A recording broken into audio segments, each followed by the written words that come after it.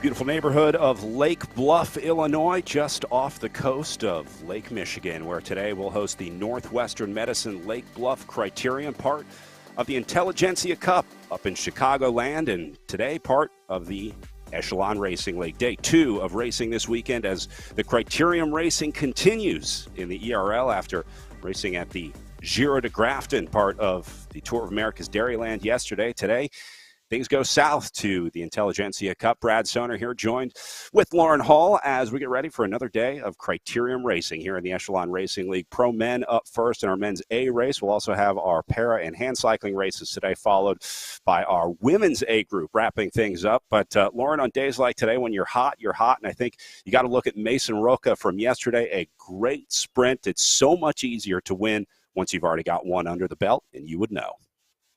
Yeah, exactly right, Brad. And, national champion Roca taking the win yesterday from a sprint finish. So figuring out the game, figuring out when to go on the sprint, and, see what happens today. All right, well, one of the great things about the Northwestern Medicine Lake Bluff Criterium are the great people that make it happen. We have a special welcome from our race director, Tom Schuler. Welcome to Lake Bluff and the virtual Intelligentsia Cup. I wish you good luck today, and we hope that you'll come back and join us for 10 days of community events, parties, and phenomenal bike racing in Chicago. See you in July.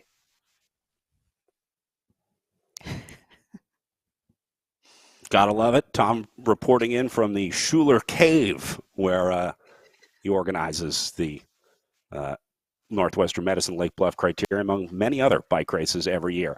Riders getting ready as we are just a few minutes away from getting started. Most riders going to get a good 10 or 15 minute warm up in before they get started. That gives us a little time to take a look at the course here today in Lake Bluff, just about 30, maybe 45 minutes north of Chicago, depending on traffic, which can vary quite a bit in the Chicagoland area. It's a pretty straightforward course, tree-lined streets, nice wide roads. This is a fast one every year, and I love the unique part of it too. A little jog there in front of what they call Village Green before some 90-degree turns, then a nice long run out of the last corner. That's one thing that yesterday and today share, about 350, 400 meters from that last turn to the line. So, Lauren, for a sprinter, what are you looking at with a 400-meter sprint? Yeah, just like you're saying, knowing exactly when to time your sprint. That's a long sprint, just long enough. When you turn out of that corner, you think you can see the finish line, but you need to kind of give yourself a couple of more pedal strokes and a little bit more time in the draft as much as possible, because that's a long way to the finish, even though you can see it. So it's quite deceiving. We saw Mason Roca lead it out early yesterday at the Tour of America's Dairyland, so we'll see if that's his same strategy today compared to someone like Aaron Ayala in the women's race, whose patience won her the field sprint yesterday.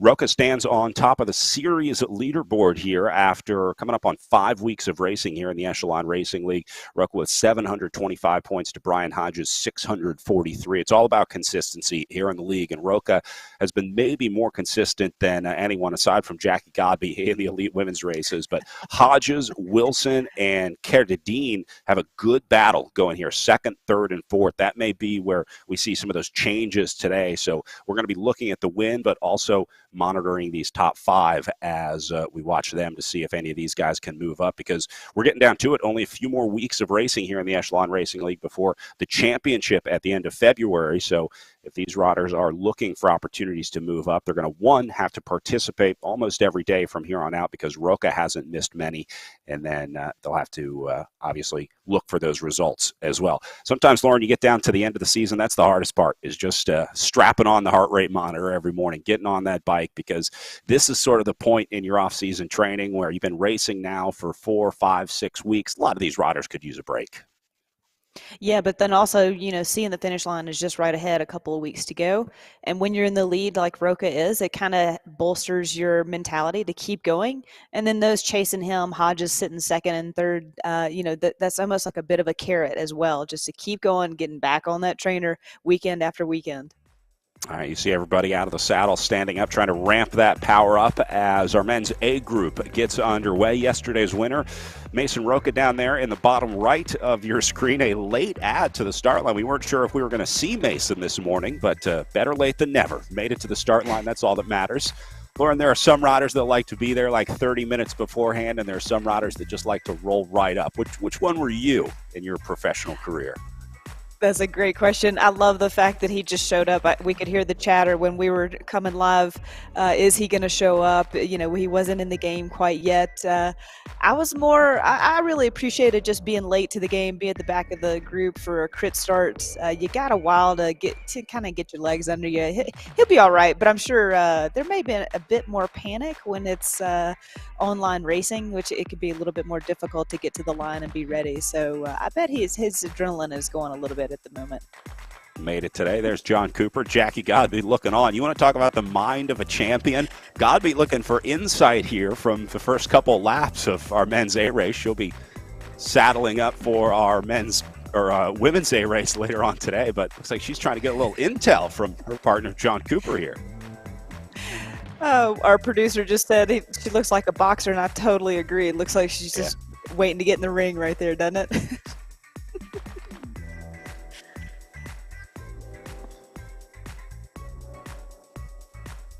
Well, as has been the story for a lot of these early races, Luca Versluis taking a little look off the front. This is one of the more consistent early aggressors in these races. Versluis always trying to split things up, that restart racing rider.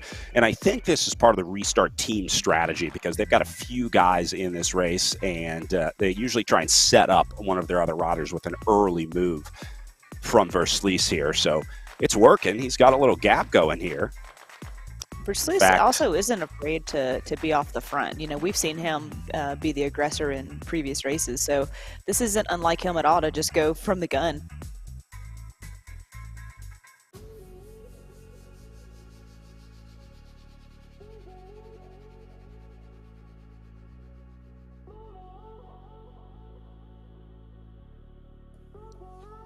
Again, we saw very similar strategy to this yesterday at the Giro de Grafton, part of the Tour of America's Dairyland, where Versluis tried to go early, but no breakaways made it there in the men's A race. So I don't know that this course will be much different from Grafton. Obviously, a different layout, but if you go back and look at how things ended up yesterday in the last 800 meters, still all together, and then watch where Roca goes. He's moving up right here into the last corner, goes full red from about 650 meters out, and then really didn't let up from there. So Roca went from a long way out. Normally, you don't see riders going full gas in an in-real-life race sprinting from 600 meters out. So to see that effort for this long from Roca tells me that he is going to be really dangerous on this long finish again today.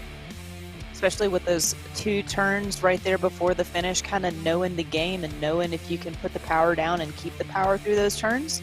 I think that is a key victory for Roca in knowing exactly how to play this game right. This guy's got it figured out. Same thing in Lake Bluff. It is a slight uphill finish coming out of that last corner in the Northwestern Medicine Lake Bluff criterium. So Roca cooked after the finish, but he got what he came for with a win for the 606 racing team. Roca, the former professional basketball player, played ball over in Europe for about 15 years before coming back home, starting his family, and now getting into the virtual racing space. So he beats Brian Hodges yesterday. Remember, Hodges is second place overall, so he's knocking on the door, looking for as many points as he can get. And then you see Saad Kerdine down there also in the battle for the top three in sixth place yesterday for the No Pins R3R team. So looking for a lot of the same names today. Typically, if you could do well in Grafton, you can probably do pretty well in Lake Bluff. So get used to seeing these names, and we'll expect to see some of them back up there. I already saw some moves from Zach Nair chasing some early moves down, and it looked like Hodges was getting up to the front as well. So checking back in with our men's A race group, see if anyone got away. Well, we were catching up on yesterday. Looks like Project Echelon's Will Harden taking a look on the front here. Harden did this yesterday too. Put a little hurt on the field early on for that Project Echelon squad. Harden's definitely had quite the off season from road racing. He's done a lot of cyclocross racing, and now having him in the virtual league here, leading into February, March team camp down in Tucson, Arizona. So good to see Will being the aggressor here this morning as well. You had a chance to coach Will in your time directing with Project Echelon. What kind of bike racer is Will Harden? I mean, what kind of athlete is he? He's one of the strongest athletes I've ever worked with. It's unbelievable. He's got a great mindset. He's one of the nicest guys as well. So he would definitely be out there for his teammates and just do whatever was asked of him. So he's an all-around great athlete. I think he's got a lot to learn in bike racing, and just as we all do, the nuances of racing and how to really maximize his strengths. And like I said, he's got a ton of strength. So just really applying it to the right spots in the racing, and he's gonna come out and just be a phenomenal athlete. Seems to be the name of the game, especially in virtual racing here on RGT. Where and how to use that power is really how these races are won. You can have all the power in the world, but again, if you don't know where to use it or how to use it, then you're going to have a rough day on RGT, especially on a course like this. Obviously, with so many turns on a course like the Northwestern Medicine Lake Bluff Criterium, that game will slow you down into the corner. And so if you don't know how to use that algorithm to your advantage, you don't know how to let off the gas into the corner and then when to restart, you're going to waste a lot of energy out there on a day like today. And really the only two places to recover, I would say, on this course are the last two turns. Those are the only straightaways in this race. The rest from the start through almost 3/4 of the lap is all turns. So you're on the gas, off the gas, on the gas, off the gas. So there's no smooth rhythm to get into except for those last two turns. And we were just talking, those are only 300, 400 meters long. So this is a day of attrition, a race of attrition. And I'm curious. Roca's hot. Just see if he can keep that through today as well.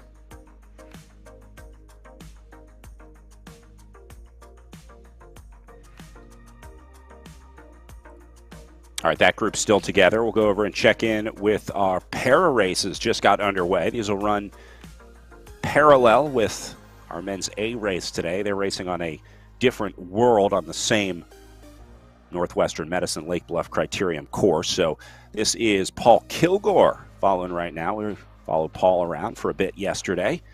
Looks like he's got Joe Bernier in front of him, along with Williams and Porter inside the top 5 right now. There's Paul, fresh kit today. Bought an awesome kit going yesterday. It kind of matched the kit that his avatar had on. Very bright, very colorful. We were digging that.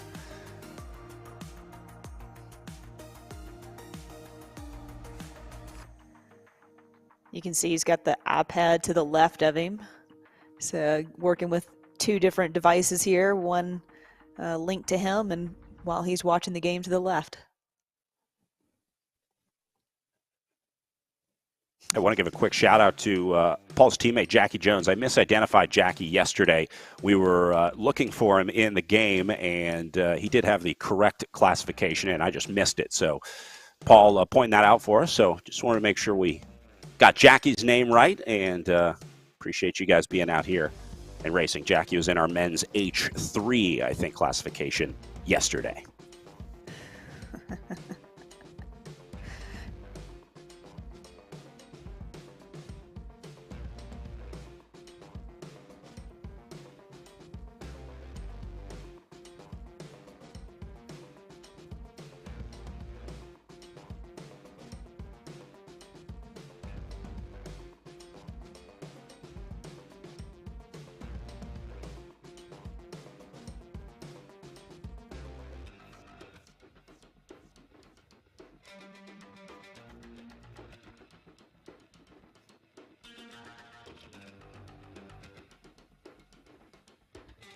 See Porter figuring out the corners here as well. Took a little long on the uptake, but go back to Joe Bernier up next on the Athletes by Design team.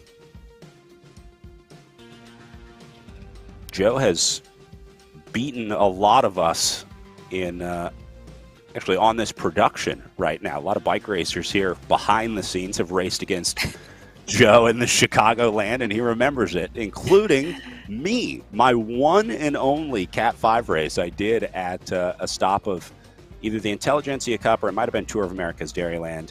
It was a Cat 5 race. Joe jumped in because he was eligible as a Cat 5, even though he's an elite para rider, and smoked me with one hand. So it's a humbling experience. He's a pretty amazing athlete and human all around. So it was nice. He gave a little wave there, hopefully listening in this morning. So Bernier and Porter linking up here on the front. And then this will be Williams back in third in the Project Echelon kit. This is another new addition to the game, the trike recumbent. Trying to make things a little more inclusive for more riders here on RGT. So Project Echelon working with the Paralyzed Veterans of America to get some of these para bikes in the game, including this trike recumbent right here.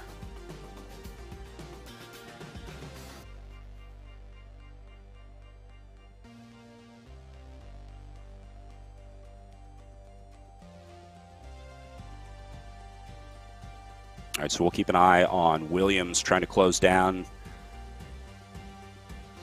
a little over 100 meters back to Williams down there. So these riders are on a modified course. I forgot that we lengthened some of these courses for the para and hand cycling athletes because the turning makes it just not as enjoyable an experience to race when you have those really tight criterium courses trying to cover that much distance on a hand cycle or paracycle. Because there's all these intervals, you have to restart out of each corner on the RGT game, so they ride on a slightly different course than our crit course.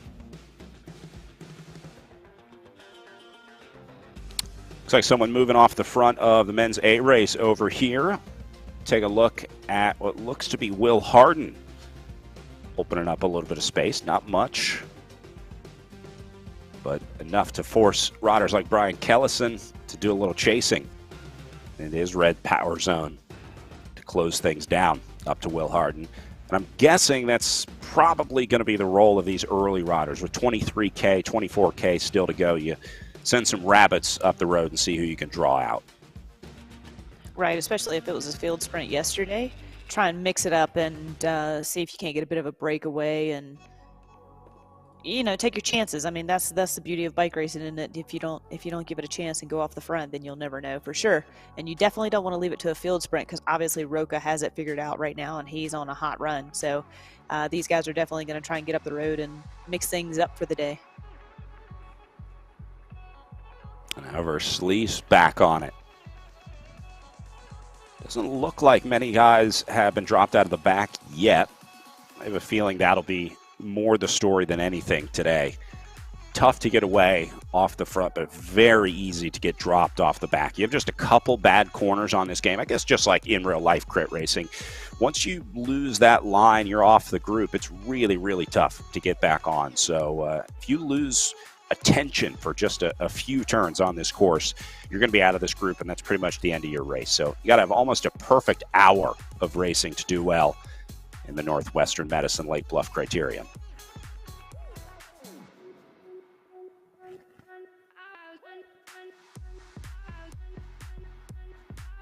See how Bjorklund has to get out of the saddle coming out of that turn. That's what's going to get you, Lauren. It's easy to do high wattage for an hour, but it's these intervals that are going to kill you today.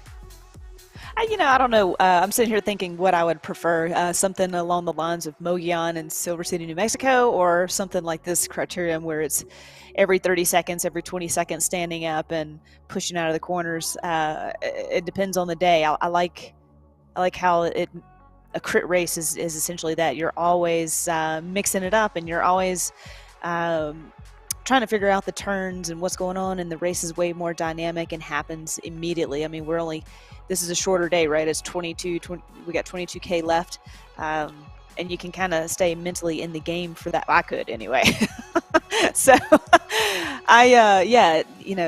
something like today is more my style. Show up late like Roca, get out there and just crush souls.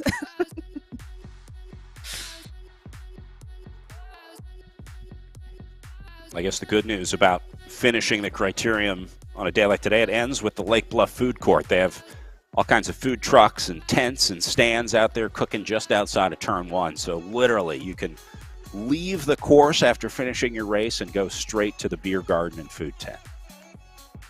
Sounds like a good Sunday to me. Yeah, exactly. Perfect day of racing up there in Lake Bluff. It really is a lot of fun. They have kids races, really incredible, just community vibe around the event, and they share a pretty beautiful neighborhood with us as well. Things getting spicy on the front right now with Mason Roca, yesterday's winner, putting some pressure on. Now, when you see a big name like this going, this puts a lot of riders on notice. Look how everyone goes into the red zone when Roca gets up to the front. You see that panel to the left showing the top 10 riders. Almost everybody is pushing their limit to try and stay with Roca here. And this is a good point. A lot of times when you're on a hot streak like Roca is, and you're the national champion, as soon as you make an effort out of the group, it's like a target on your back. No one wants to let you go. No one wants to give you a gap. No one definitely wants to help you out. So, yeah, this definitely is alarm bells for everybody else to say, hey, this is Roca going up the road. We can't let him go up the road. He's already won. You know, he's on a hot streak. He's got the potential to win again today. So, yeah, you can't let someone like Roca up the road. Roca, a really interesting story. We learned a little bit more about him yesterday, his professional basketball career. We'll spend a little more time with Mason Roca while he's on the front here. I'm a dad, I'm a father, I got 5 children, played pro basketball for 14 years, or 15 years. 1 year in the minor leagues here in the States with the Trenton Shooting Stars, and then 14 over in Italy. In basketball, my strength was not being more talented than other players, it was working harder than other players. So I put a lot of time and effort into my conditioning, which is something that is everything for cycling. But at the same time, I think reading the race, reading the court is something that I also was really good at in basketball, seeing tendencies of people on the floor and having just a sense for what might happen just a split second before it does. I think that is really important in cycling too, knowing that just having a sense for how the race is going, when attacks are coming, and when to pick your moment to go is something that I also kind of attribute having helped me from basketball. I'm Mason Roca and I ride for 606 Racing.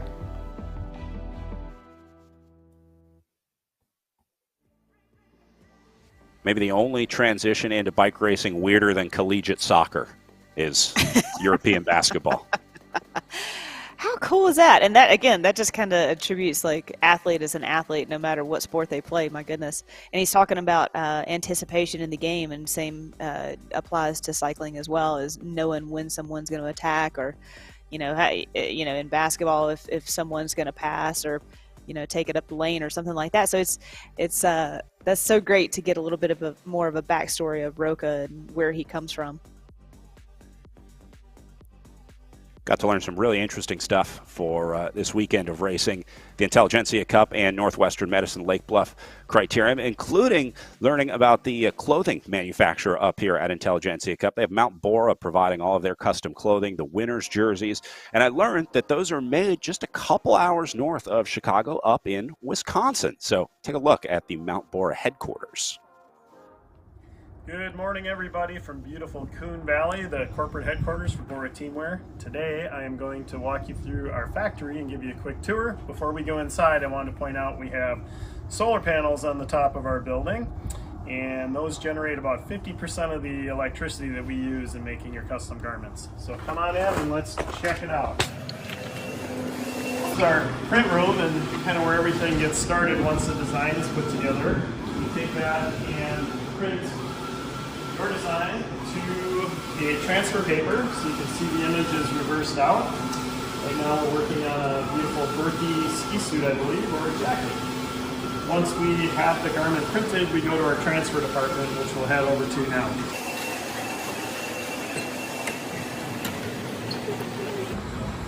Once that paper is printed, then we run it through our heat press. It's heated to 400 degrees. It's dwelled for 45 seconds. All the ink on the paper then jumps into the fibers of the fabric, and then it will never crack, peel, fade, wash out, and we will have an awesome garment that will last a lifetime. Now we're going to go check out the cutting process.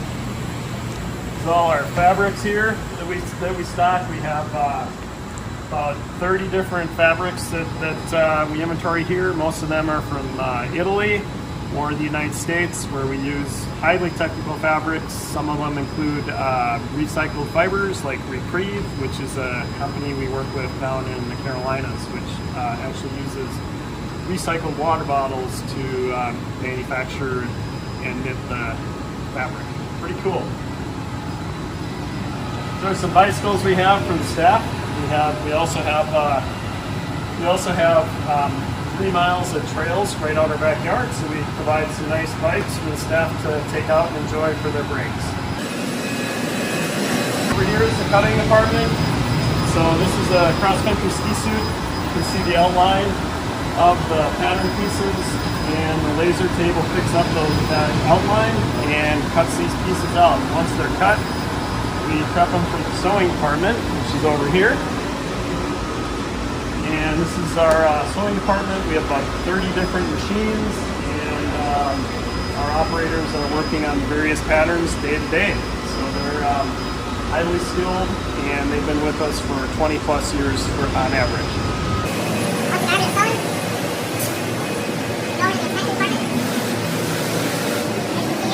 We're knee deep in Nordic season right now, so we have hats, jackets, another style of jacket, and we flip the threads, inspect everything, and get it ready for shipping.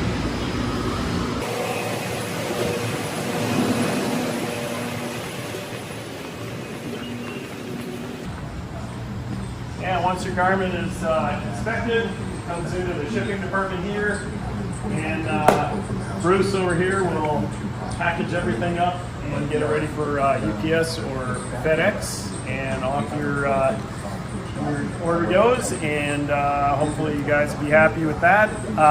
Finally, and most importantly, we have our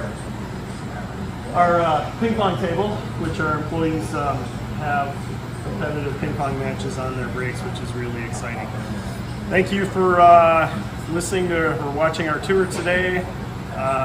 We would love to work with you guys. Good luck with your winter training. Give us a call if you have a question, want to start a new design, and we'll get you all set and kitted out for spring. Thanks.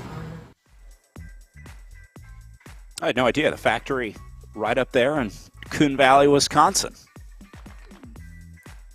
Nice walkthrough. Always good to see how everything is made. You look like you could crush some ping pong, Lauren. I could see you running the table up there at Bora Teamwear headquarters. You saw me hone in on that, didn't you? No, I was thinking, that shouldn't they be playing pickleball now? Isn't that all the rage with the kids these days? Yeah, it's the new trend. Mason Roca moving off the front here with a little effort. He's taking Brian Kellison with him. Not a huge gap, just about 15 meters, but pretty clear that Roca's poking the bear out there today. He's not going to make it easy for these guys. While we were getting the Mount Bora tour, Will Harden actually gave it a go and went off the front, and I think that really just kind of mixed things up for the peloton. And when he was caught, Verslees went on the counterattack, and it just busted up everything happening back there. So quite the mix-up in the last couple of laps, and some serious aggressive racing is happening now.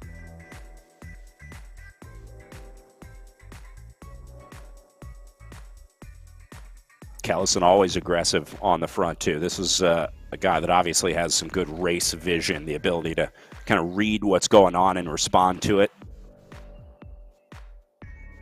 Does he have some plants in the background, or is that his Christmas tree? some greenery.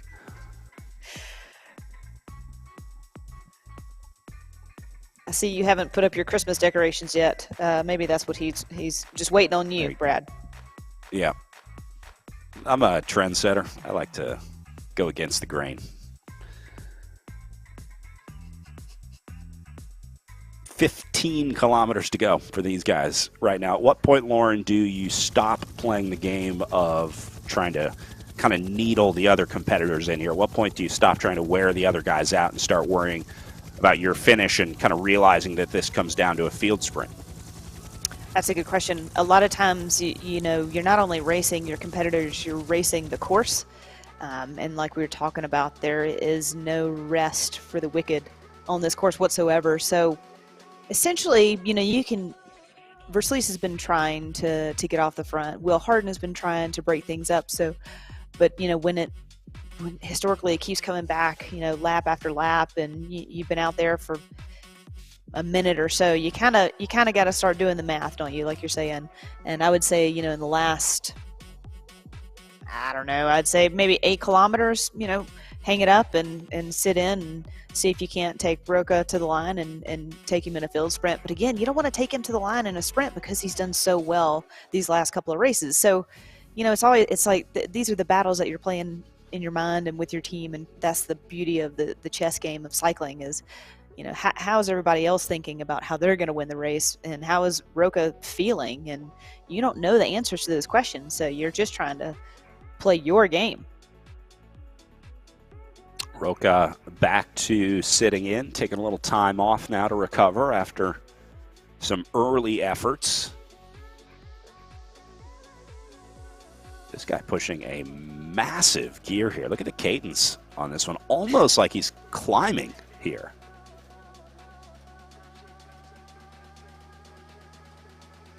And it's a downhill slope. Yeah, that is. Maybe he's doing some strength training while he's also racing his bike. Who knows?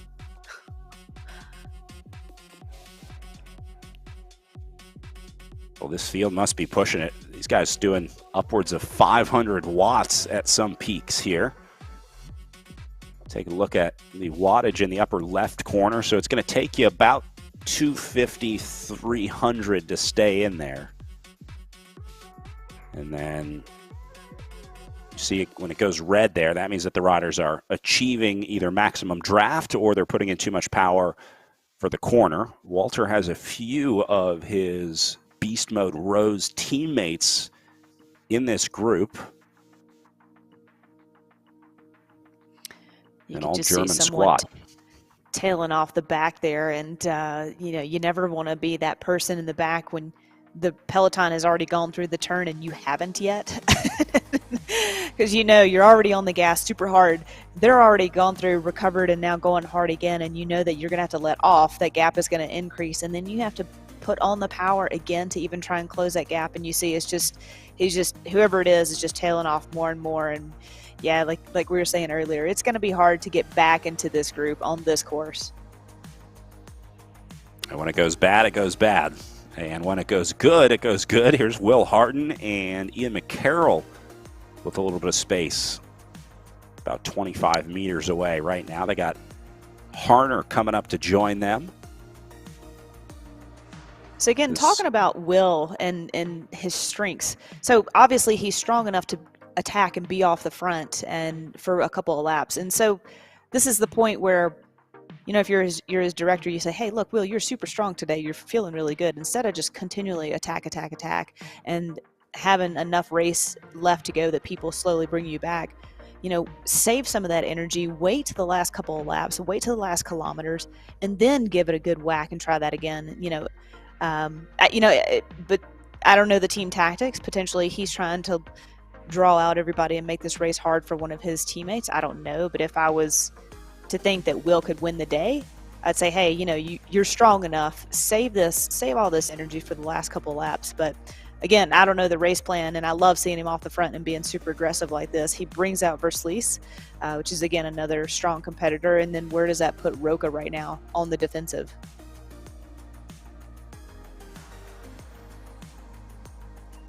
Roca still sitting in, not even inside the top 10 right now, although 5 of those away up the course. This getting down to it in terms of getting a split going. So with 12K to go, I don't know that this breakaway is going to have much more time to try to get away.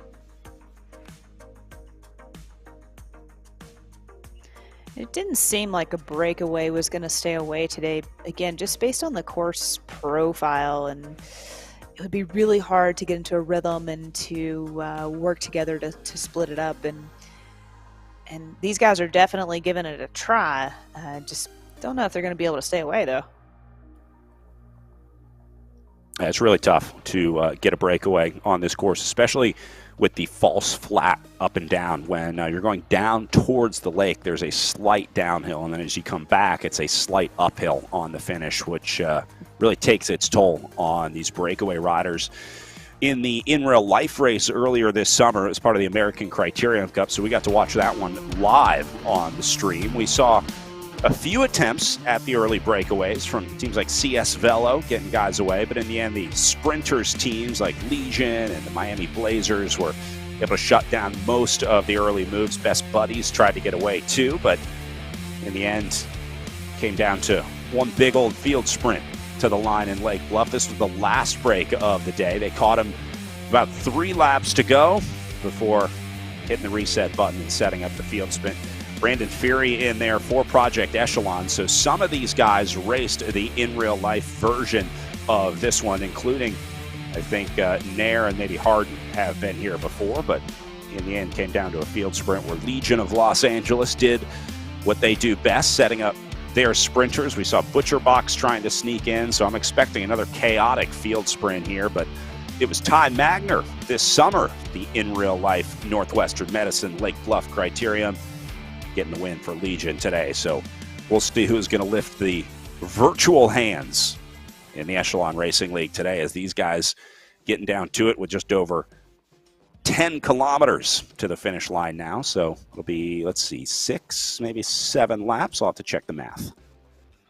Brad, looking back at the in real life racing and seeing the sprint finish and just the way that they were sprinting into the line, just almost muscling the gear. That's where you can tell, like you're saying, this gradual uphill and how long it is and how painful that is. Nobody is maximizing their speed, in this sprint. So this is a beast of a finish. Guys all back together, but the average power is lifting here. Remember earlier we were talking about 250, 300 to keep you in here. Now it's closer to 300, 350 to stay in this group. So the overall tempo is lifting. These guys starting to get nervous in the last 10K, and that's making it tougher for these riders just trying to sit in right now. But there are some names in here that look like they've had a little bit of time to kind of sit in and recover. Haven't seen a lot of efforts from Roca lately, and I say lately as in the last 10, 15 minutes, which in an hour-long competition is a decent amount of time to recover from some efforts. You're exactly right. If like I said, again, just using Will as an example, if he spent all this energy out on the front, for the first half of the race, it's going to be really hard to recover any, just like you're saying, the increase in power of these guys lap after lap. The recovery diminishes quickly. So if Roca is smart enough to stay in and conserve his energy, that's someone we're definitely going to want to watch anyway, just because he won yesterday and he's racing the race today really smart. Look where Roca is right now, very back of the group, sitting in, trying to maximize his wattage right now. See, this is where you get the lower average watt per kilo. When we look at the results, we always get, obviously, the order that they finish in, but we look at the average watt per kilo that each rider did on the day. And almost every time, the rider who wins the race is going to have one of the lowest averages on the day because they're the most efficient rider, which allows them to sprint the hardest in the last kilometer of racing. So this is how Roca lowers his average right here. Sitting in, buying a little bit of time. He's still doing 600 watts right now, but that's because the field is accelerating on the front. But he'll be able to sit in, and I wouldn't be surprised to see Roca with another relatively low watt per kilo average compared to whoever ends up second, third, fourth, fifth, or wherever he is inside, let's say, the top 10 today. I have a hard time seeing how Roca goes outside the top 10, but it can happen. Right. And you can just see this field just whittling down lap after lap. It seems one or two persons is dropping off every lap out the back. So this is tough racing today. And Harner putting Roca on the ropes here. Saw him at the back, said, let's put a little bit of pressure on here. Cardine also getting up there looking for points.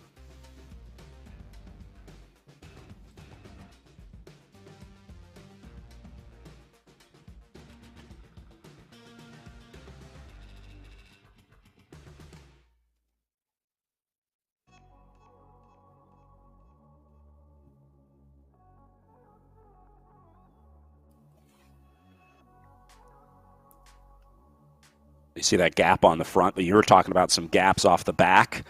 Already seeing groups start to form, riders maybe dropping back a little bit, try and bring a teammate up the road. If you've got a star, a good sprinter that's dropping off, maybe drop one off the pace a little bit. Try and draft them back up, pace them back up to the group. I think that's awfully dangerous to try and do. If someone's been dropped, there's usually a reason, right? And so the odds that you're going to be able to bring them back up, because again, now they have to go even harder to get back to the group. And then for what? I mean, essentially you spent your energy bringing them back, and the odds of them 7K to go that they're going to be fresh enough to go off the front and attack, I find that hard to believe, unless, again, RGT, right? So maybe we missed something, an unplug, a Wi-Fi glitch or something. Yeah, I don't know if that's a thing, if to be that far off the back. I mean, there's no free laps in this race. So, yeah, that's, I don't know. I just don't see them coming back to the group and then winning the race. I think those two riders just getting picked up, trying to ride together, a couple no-pins riders, and it looks like they go back through the group pretty quickly. So did see Mason Roca moving up earlier. We'll keep an eye on that as we go over and check in with our para races. They're getting down to it as well. Looks like Joe Bernier has now dropped his breakaway companion, Aiden Porter, gone out of this group. So Bernier looking good to make a solo move here in the closing kilometers. He sees just under 800 meters to go as he'll make his way around this corner, and looks like Joe Bernier going to pick up a win here in the Echelon Racing League. Although Porter only 120 meters off, so not over till it's over. I've seen some crazy things happen in bike racing.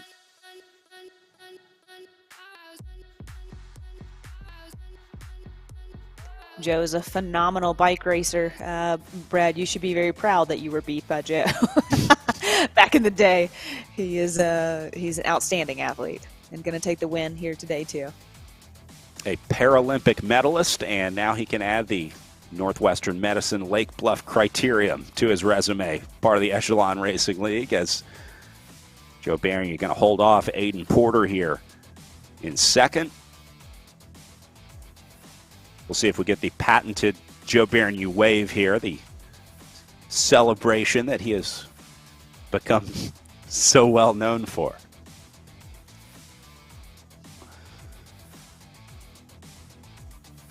Got the finish line in sight now. What a sweet feeling from 100 meters out. Can afford to relax and enjoy it a little bit. There we go. Perfectly timed, too. He nails it right across the line.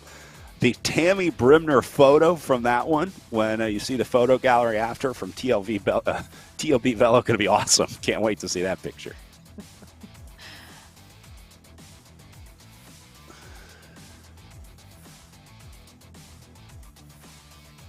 All right, men's A group. It's just gone under 6K. Still together, but it is stringing out the front. Look at this. One by one they go. Versluis and Roca on the front. All hands on deck. Big guns coming to the front right now. We see nothing but red almost every time we go through the start finish, don't we, Brad? This is what we're talking about. Is like you're also racing the course. This is just like, and the power, the average power, just continues to hit those red numbers, and for everybody's in the red, everybody's giving her. You still got 5K to go. That's a long way to go. This is going to be a race of attrition to the end.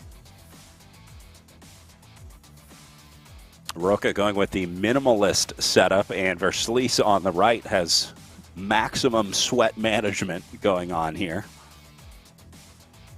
Not going to matter much for these last, coming up on 4K now. There is still a small split, but these guys are going to stay together.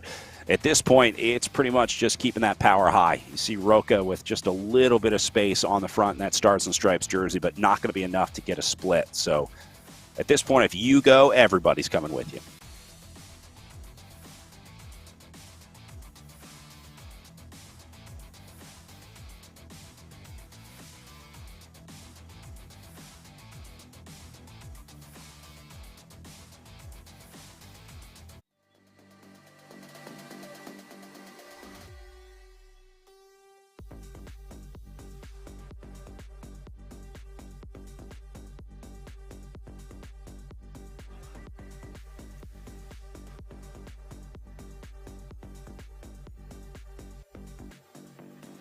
All right, the bets are starting to come into my Facebook private messages. You got to put them in the Facebook chat, though. If you've got any predictions, let us know in the Facebook chat here. Who do you like? I'm getting a few people, but if you're going to make a call like that, you got to put your name on it so we can call you out if it goes well or not. So let me know in the Facebook chat who you think is going to take this one. We are live on the Echelon Racing League Facebook page.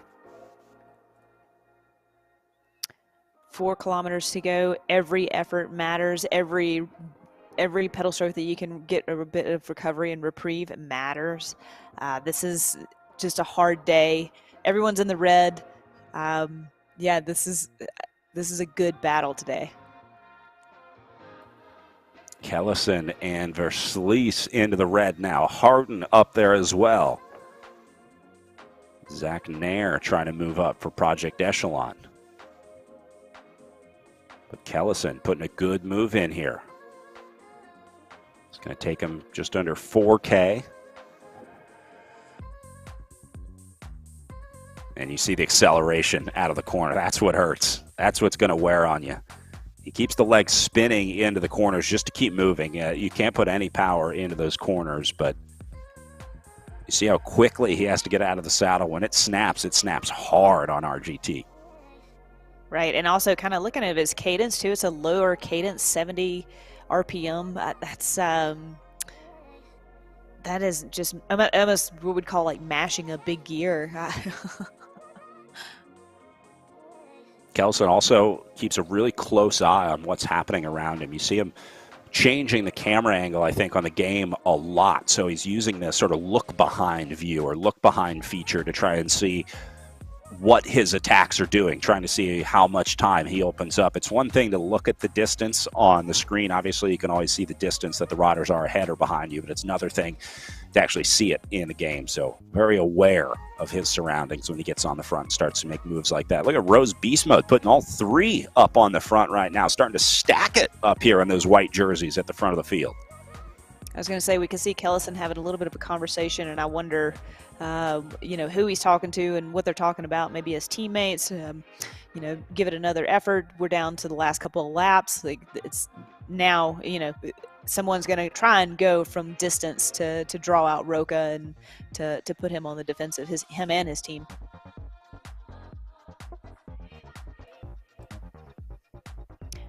And then Kellison he said, gets bye. a little space now. Yep. See the little change of view there, and now got a solo gap under 3. Big acceleration out of the corner for Kellison. That's how you have to do it, though. I got to think this will be an all-in for him. Agreed.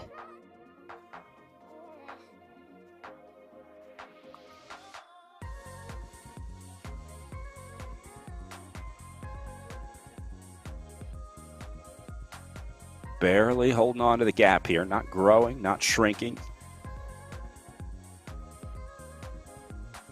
I'm looking at his wattage as well. So something like 600, 650 out of the corners as he hits 2K to go now. So it's actually looking more and more dangerous with each passing pedal stroke for Brian Kellison on the front. And just watching him and watching the game, trying to get any recovery he can, and that's where the gap will close back down to the group, and then he'll try and use a couple of those corners coming up. Those again, the first half of the lap, or those first 5 or 6, 4 or 5 turns, excuse me, and they're all kind of close together. He can use those to just hit, attack, attack, attack, and then try and sit up a little bit. And so you'll create the gap from the peloton, and then it'll come back. And the hope is that he'll essentially pop that elastic, and yeah, like he's got quite the gap now. This is pretty dangerous and a good run for him. 30 meters back to Zach Nair. And here comes Nair across the gap. He's going to link up. This will be a godsend for Brian Kellison if he can just sit in the giraffe for just a little bit. If Nair does a little bit of work. The problem is that caused a few more riders to come with him. Collins going to move up across the gap as well. So Kellison doing his best to keep this one going from 1.1K out, just over 1,100 meters left. But Zach Nair getting right up there onto the wheel. And I think Collins is going to be the fatal bridge for this move. inside 1K under the banner. Nair going to put the pressure on now, so if Kellison can just sit in here, he might have a podium coming his way. See none of the field into the red zone either right now. Yep. Yeah, I mean, the last two turns we saw, they're a little bit longer spaced out, so people can kind of wind up their attack from a far distance. And we saw that Roca obviously went long yesterday. Is he hedging his bets and trying to wait for those last two turns? But, you know, this 35 meters, 40 meters is a significant amount. And then I don't know if they can get a little bit of draft off of this drop group right there, get a little break, go again. I think they may be able to use these guys to their advantage to try and stay clear a little bit, because that's holding on to the gap at 400 meters around the final corner. Collins has got there. Kellison and Nair still there. Mason Roca not in the conversation yet. He's got to pick up some time here to get up into the top 5. I don't know if he's going to do it today. That group looks like that gap's going to stay away. So here we go. Collins up against Gleason to the line. Zach Nair is there as well. Igor Kopsy going to try and slip in behind Gleason. Kopsy moves to the front. Mason Roca. Oh, he got there. You have got to be kidding me. Mason Roca at the last minute comes up, picks up 5 places in the last 10 meters, and unofficially Mason Roca wins the day on the line. That had to be a bike throw. Unbelievable group sprint. Wow. Wow. What a finish. Oh my gosh. Yeah. Again, we were just talking, you know, is it enough of a gap? Could those guys stay away? And that just shows you how much power these guys are putting down in those last 200-300 meters. That's phenomenal. He wasn't even in the conversation in the last 50 meters. I was looking for him inside the top 10, didn't see him. And then the Stars and Stripes jersey magically appears up the right side of Gleason. Kopsy holds on for a second, but man, what a sprint for Mason Roca today. It would be really cool to see a replay of the last 100 meters and just where he came from and just how far back he was, because it was like, I don't even think we were talking about him in the last 10 meters. I did not expect him to come from where he did, Brad, and take that win. That's unbelievable.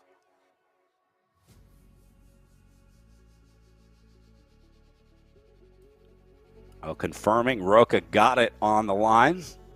Went back and double-checked the tape, but Roca did get it in the sprint, beats Igor Kopsy to the line, and Gleason going to end up second after it looked like he might have been on the way to a win for the no-pin squad, but in the end, he'll have to settle for third. Simon Walter takes fourth. Zach Nair from Project Echelon ends up fifth. He was making a good late race surge with Persky and Collins 6 and 7. Collins, one of the 3 that had made it across into that late split, followed by Van Haren in 8th. Bjorklund ending up in 9th, and Carradine in a 10th place for the No Pins R3R squad. So No Pins got a few up there, but Mason Roca and the 606 racing team remain unbeaten this weekend in the Echelon Racing League.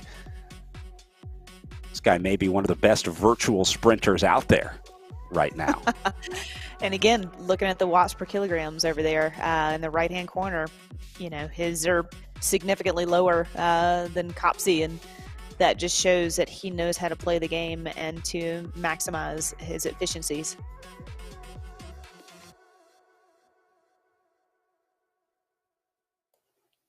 All right, well, Roca in his second win of the weekend for 606 Racing. We've got Emma Watson in the SIS Zoom room. Let's see if we can grab a word with our race winner, Mason Roca. Thanks, Brad. I'm here in the Zoom room with today's last second winner, Mason Roca. Mason, how are you feeling? I feel good for getting the win, but that was a real hard race today.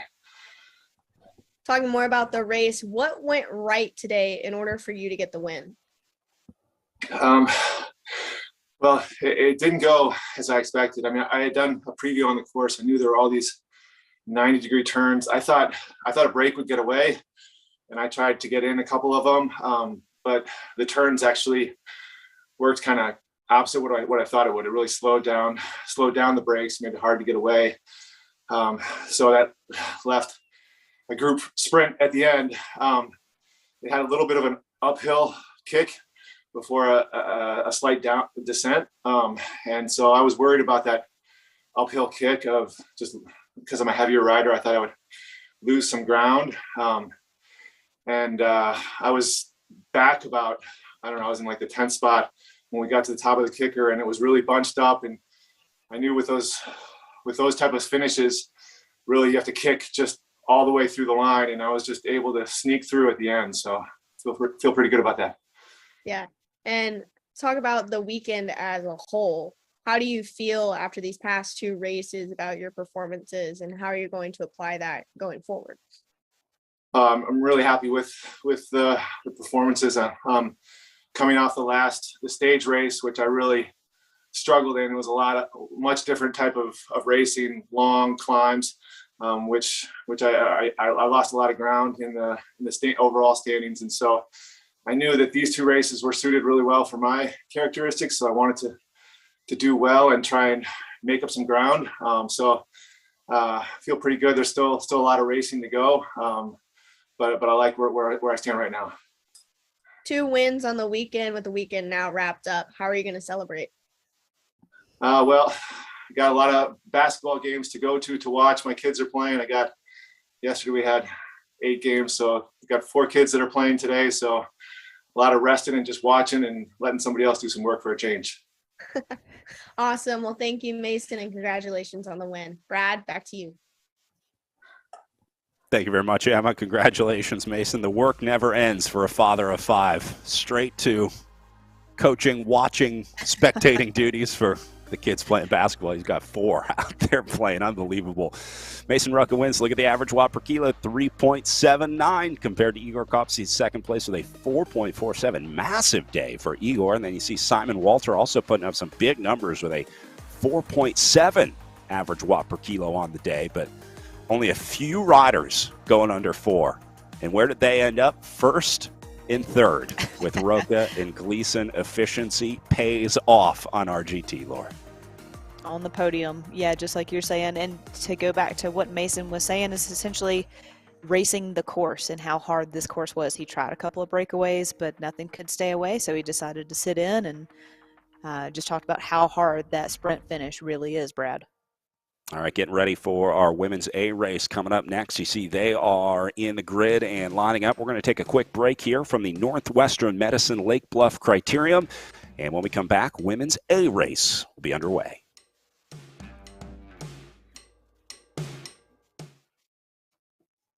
Coffee is 15 minutes a day for an average person. For all of us at Intelligentsia, it's our obsession. Because great coffee is not the result of chance. It's by design. And even though we have the most technologically advanced tools, it's people who make the difference. People dedicating themselves each and every day to a common goal. And that goal is to showcase coffee in its truest form, celebrating the natural attributes of the coffee from the farm, maximizing the sense of place, varietal, and innovative processing. We search for fruit, sweetness, acid, consistency, clarity, the perfect balance. But regardless of how devoted we are to sourcing and tasting, at the end of the day, the coffee still needs to be revealed. And everyone at Intelligentsia plays a role in this. We roast each and every order directly before it ships out. It's as fresh as humanly possible. Because our coffee is alive and still moving. It has a finite life. It's our passion to create these memorable coffee experiences with you this season and for many more to come.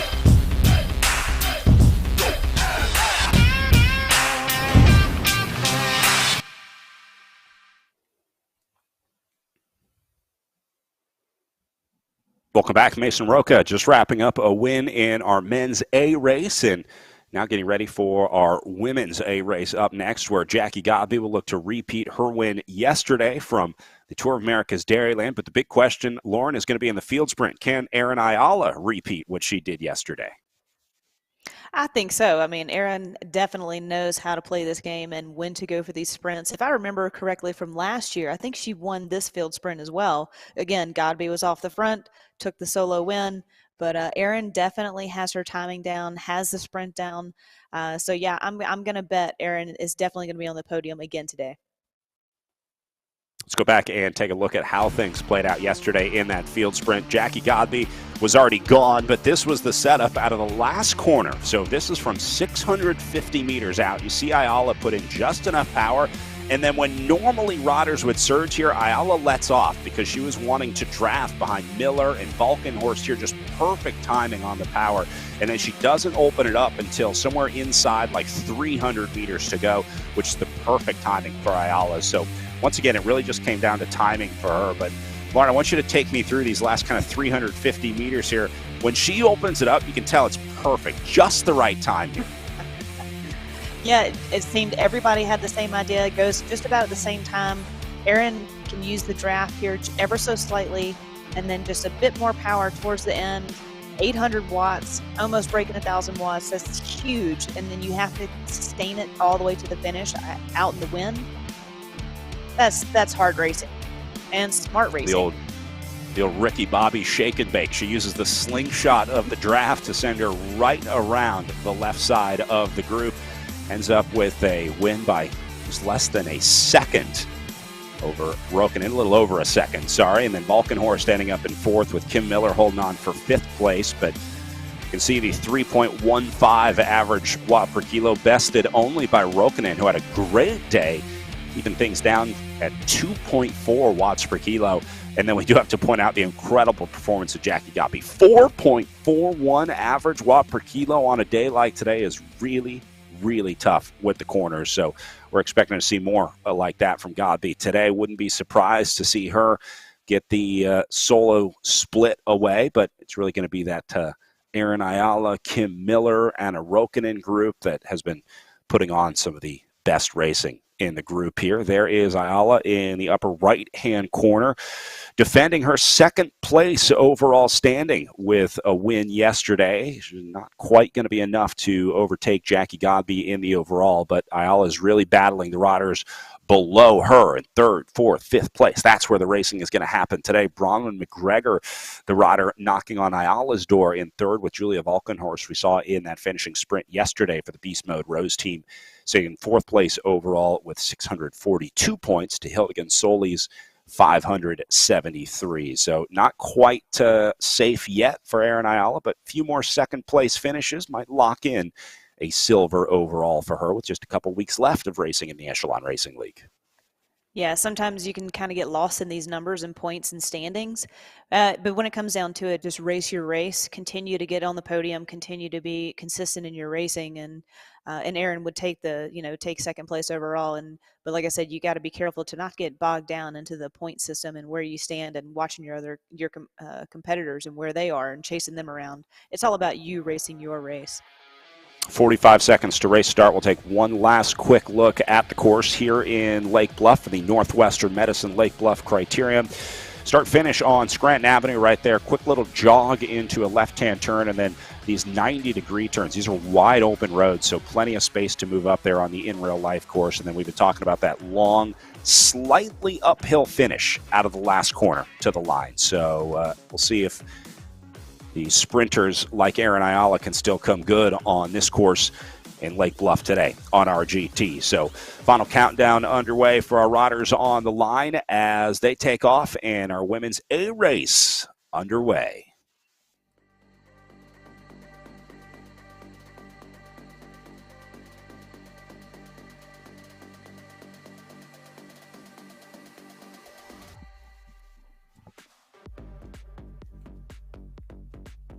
Wow, a lot of red bars early on here. Getting things started from the gun. You saw a lot of riders standing up, trying to maximize that power once the flag drops, but looks like a few riders are staying on it on the front here.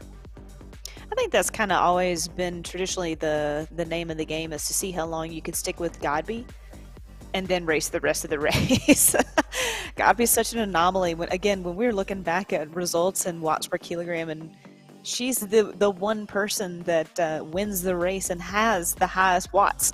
Usually it's those with the fewest amounts of watts wins, but when you're Godby and you're off the front every single race, she's always putting out the highest watts per kilogram, isn't she?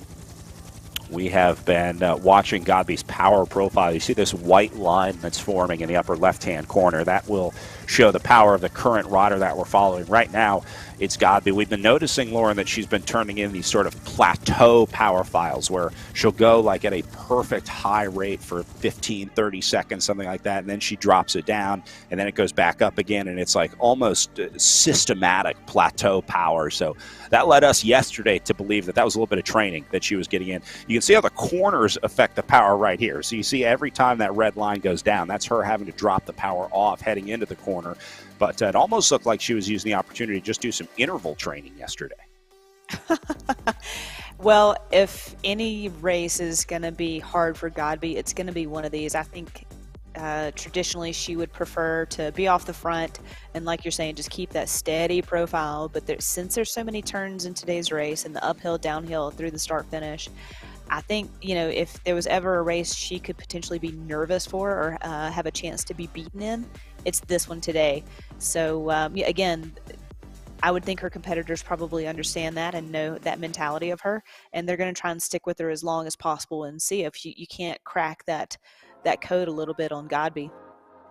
The problem is, though, Jackie Godby also has some of the best virtual bike handling skills in the world. And when I say that, I mean taking these turns. She has figured out better than anyone exactly where you need to let off the power and exactly where you need to put it back on. I mean, there is a mathematical perfect way to take each and every one of these turns. When you're doing 25 laps out here on the Northwestern Medicine Lake Bluff criterium, those turns add up pretty quickly. But she has the ability to play this game better than everyone else. And a large part of that is just the commitment to be the best. It's practicing on the platform. It's watching John Cooper riding the men's race when everyone else is still in bed or eating breakfast, whatever it is. She's watching how the race dynamics affect the racing. We heard Mason Roca talk about it. I pre-rode the course, but I was caught off guard on how the team or the group dynamics played out onto this course.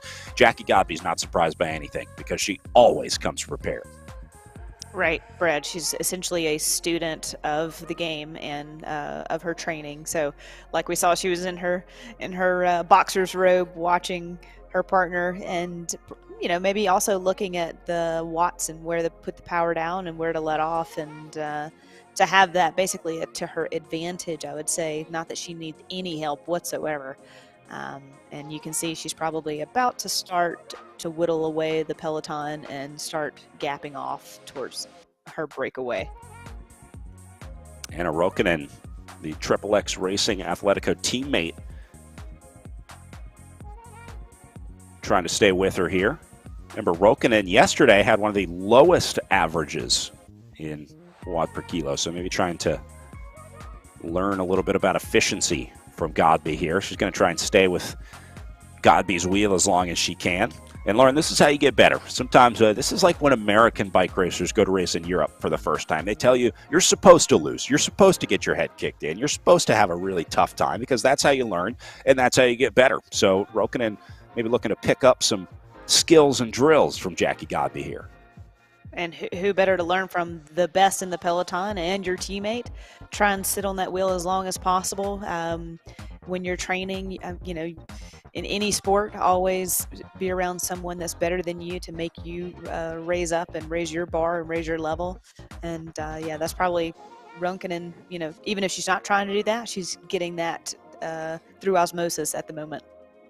Yeah, even being able to watch where Godby lets off the power, where Godby lifts the power again. You can start to kind of make these markers, just like watching the pros take a line in the in real life criterium. You see how they go through a corner, which line they take, and then you try and mimic that line.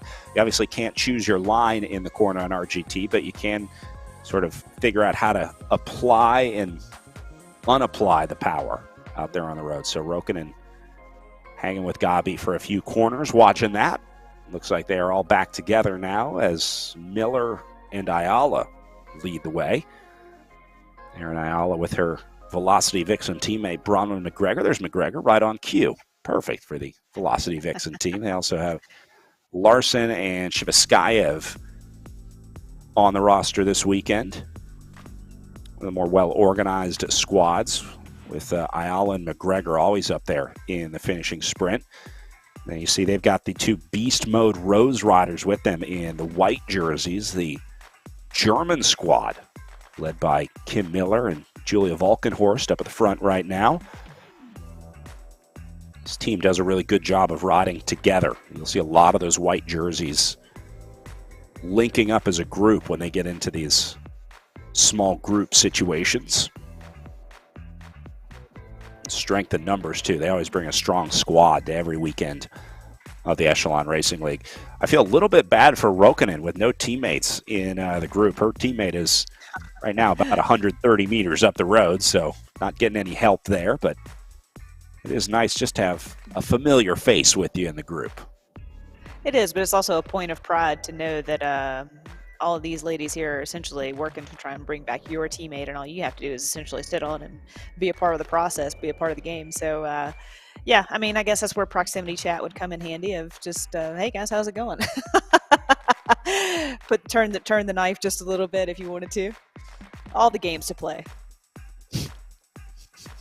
Erin Ayala looks like she's doing a little texting. Not sure if this is in race or out of it. Is this group going to settle in with, it looks like 6, maybe only 5 remaining here, as a few riders already coming unglued off the back. So this looks a lot like the finish yesterday with that select group, and I'm hoping we're treated to another exciting sprint. Although it's going to be tough to match that men's A sprint. Mason Roca coming out of nowhere. That was a top 5 all-time virtual racing moment for me. I've just put in my next request for the platform. Could we please have a slow motion replay from the top, like the helicopter view? So that would be so cool to have seen, or to figure that out, to see where he comes from. So, yeah, that was, I mean, he was nowhere, Brad. We weren't even, he was gone. He was at the back of the peloton. I thought his day was done, and fooled me. Never over till it's over. I liked what he said about riding through the line, too. That's something that so many riders struggle with, even at the highest level of the sport. It's so easy, just a half a pedal stroke to skip when you're coming to the line. You can, your front wheel is almost there. It's easy to let off, but Roca clearly powered all the way through the line. And on a day like today, it mattered. It came down to inches. We've seen in real life accidental post-ups because they thought they had it too soon, and yeah, you have to go all the way through the line.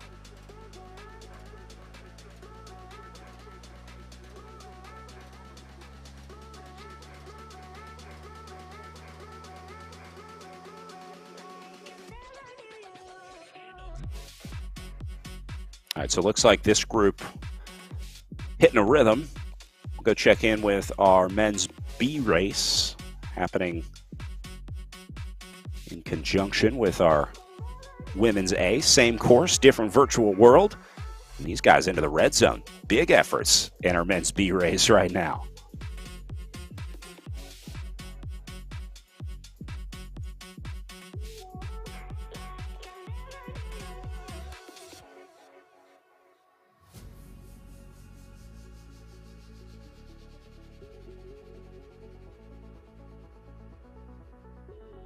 This is a tough course. I mean, we've talked about it all morning, essentially, and Roca even mentioned it, just what he thought he was going to try and get into a breakaway, hopefully, and the course was too tough. There's too many turns.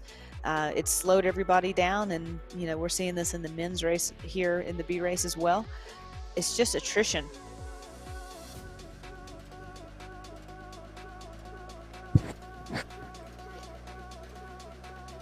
Nice pain cave in the Zoom room. And we were watching this one yesterday. He has a retro cabinet arcade game. If you look under his left shoulder, it is the, I think, Marvel Capcom fighting game. How cool is that? I love it.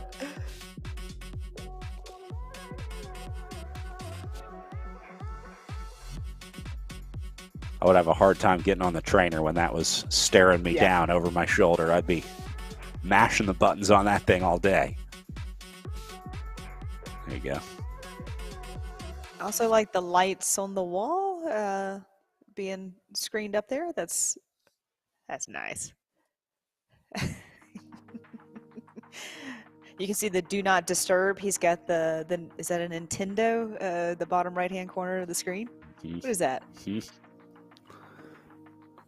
I think that would be a PlayStation controller, maybe. I'm not really up to date on the lingo. Yeah, I'm still rocking the PS3 over here, so.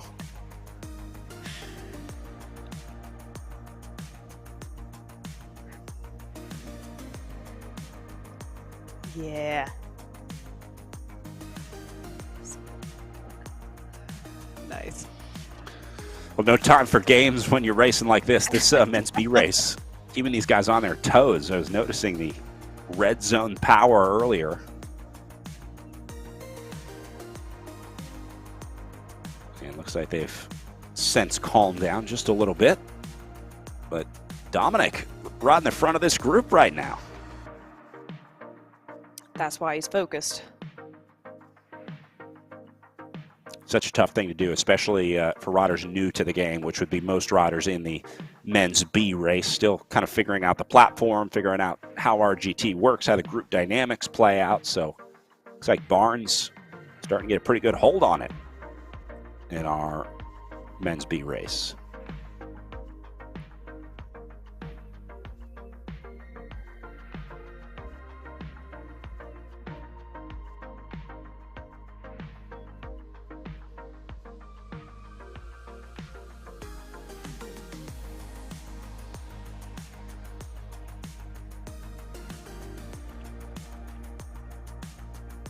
Got the yellow jersey hanging up here.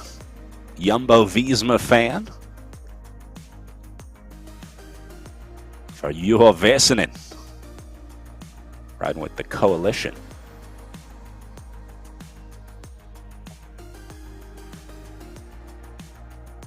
For a second, got a yellow. To engage, but I saw that. I saw that too. He's like, you know what? I need to stay on this. Actually up there right now leading the group. That's him in the bottom right as we go over to Marcos Lopez Mundo. He's part of this front group of what is now 3, getting some separation. He's in the pain closet, not a cave. Pain nook.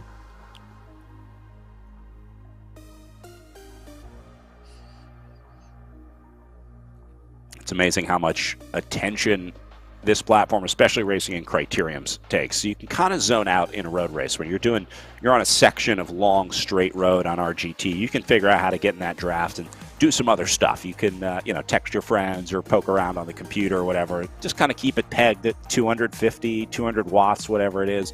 Not going to happen in a criterium because you have to be right on the gas perfectly coming in out of these corners. So that's why we see so many riders watching the screen so intently when they're riding in yesterday's race and today's race, because the criterium just plays so much different than the road races.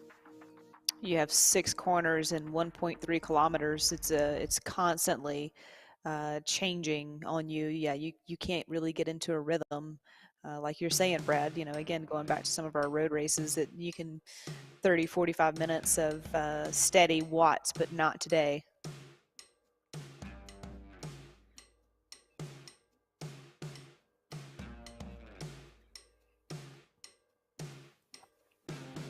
All right, so this group of 3 looking good on the front of the men's B group. We'll keep our eye on them. Looks like they got some pretty good separation and teamwork going. Back to our women's A group. Miller and Valkenhorst leading the way. Not seeing a whole lot of changes in this group. Ayala sitting back, relaxing a little bit. And we'll check in with Jackie Godby up at the front with just over 22K to go. Her lead has gone up to 5:30. But you see these plateaus I was talking about, how quickly she gets back up to the power and then is able to hold it so steadily. That's a solid 400-watt effort for a good 30 seconds right there before she lets off. So every time she goes on the gas, she has an incredible ability to keep that power steady once she maxes it out. Well, things playing out a lot differently than they did earlier this summer at the Intelligentsia Cup in real life with the Northwestern Medicine Lake Bluff Criterium. We also got to watch that one live as part of the American Criterium Cup. Saw some good sprints from ButcherBox's Andrea Sear. She was an early aggressor, but same thing here. It was really tough for these riders trying to get breakaways. Despite all these sprints that they had a ton of preems and point sprints as part of the series, but none of them ever resulted in any significant breakaways in the in-real-life version of this race. So eventually, the sprint teams took over. We saw Skylar Schneider up there, the West Allis, Wisconsin local, trying to set tempo in the closing sprints before eventually they brought it all back together and turned into another big, long field sprint where they dropped off Kendall Ryan. More perfect timing for the Legion of Los Angeles team. But just goes to show you're going to need some sprinting skills if you want to win in Lake Bluff today.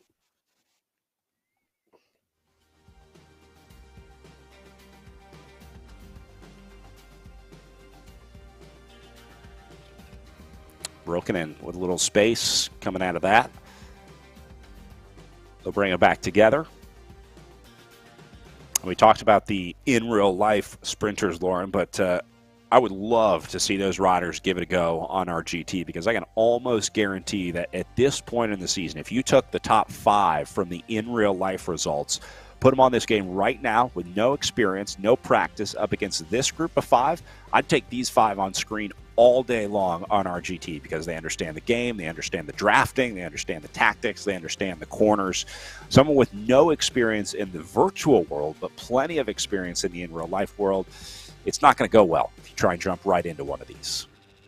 I 100% agree with you, Brad. And I was just looking at Godby before we went to the in real life footage there, and I think even she is still trying to figure out the game at times. She was putting down power through the corners by accident, well, not by accident, but trying to figure out the timing, because it's so hard. It's not, it's, you know, you think it's intuitive and you can figure it out, but again, we go back to talking about the road races and how you can get into a rhythm, but you can't today. You can't get into a rhythm whatsoever, and trying to time those corners and when they come up, and it's so hard. And even for someone as good as Godby, she's still trying to figure it out. So yeah, you put some in real life athletes up against some of the virtual gals today. Yeah, hands down, Erin Ayala over Kendall Ryan. It's a good battle. Now going the other way, Jackie Godby being thrown into the field in real life would be tough for Godby as well. That's a whole nother set of skills that you have to learn. So watching the best at what they do in virtual racing right now with Jackie Godby here. Yeah, and take Roca's sprint finish, for example.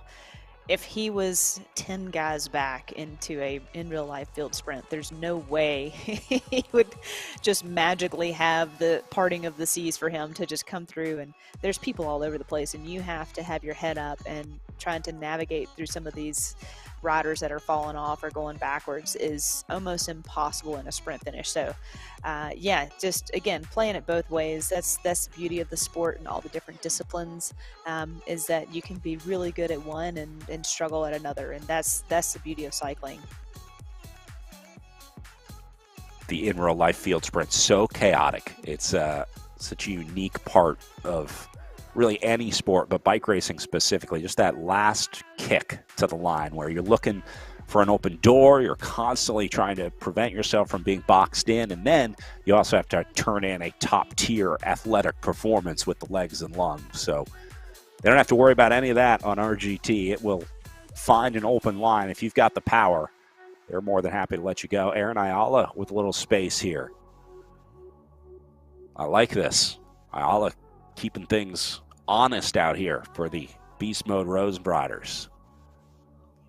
Yeah, so if you can whittle down the group and increase your chances to getting on the podium. Now you're 1 and 4 of getting on the podium versus 1 and 5. Just keep increasing your odds if you've got the power and you've got the ability, which Aaron does.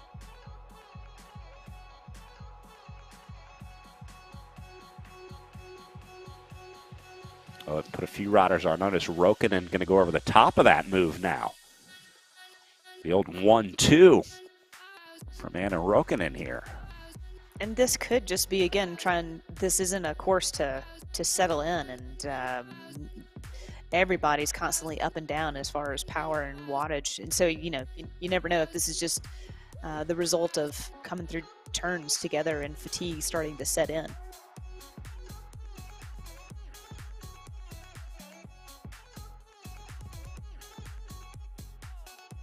Kim Miller with the open window. We learned yesterday these are automated blinds. She snapped her finger and the blinds went down yesterday all at the same time. It was super cool. Nice. It's like clap on, clap off. Yeah, exactly. And now she's got the window open. If you've ever tried to open a window in Germany, you need a separate engineering degree to understand European windows. Turn the handle up, not down. Yeah, exactly. But then it comes out 4 different ways. You can drop it down. It swings. Oh, you never know which way it's going to open up. You got to be careful with those German windows, man.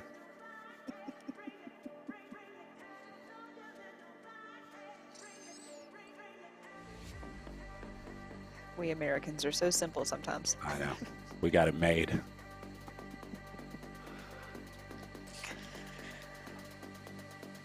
All we have to worry about is which way we're going to open our window and how we're going to pay for our health insurance. Bronwyn McGregor with a little company in her pain cave. Innocent bystanders. Just wants to watch the game. My show's on. The show's probably not on because it is just before 5:30 in the morning in New Zealand where Bronwyn McGregor is riding right now, which means she started this race just past 5 a.m. local time. Sun hasn't even come up yet, and they're halfway through the race today. Dedication right there. Even more dedicated is that whoever is sitting there watching. Whoever's watching virtual racing at 5:30 in the morning, more power to you. Not a coffee in sight either. Over to Julia Valkenhorst. Beast Mode Rose rider. Dark there, but that's because the sun is set exactly 12 hours flipped from New Zealand in Germany, where Valkenhorst is riding. So it's just before 5:30 p.m. right now, or 17:30 if you're into that sort of thing.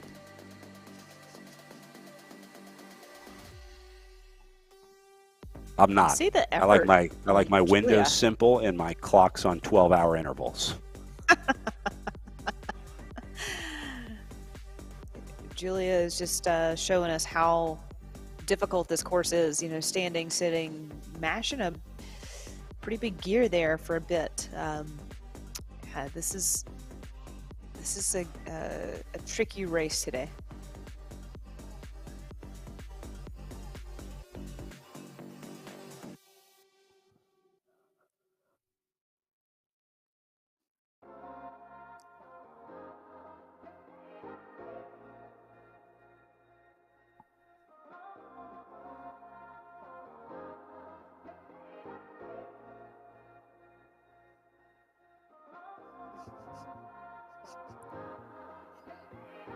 Anish Veskayev in the Facebook chat pointing out that Bronwyn McGregor not only up at 5 a.m., but 5 a.m. on a work day.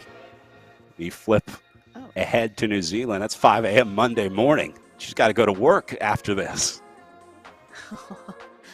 Good to get in a quick workout before you get to work.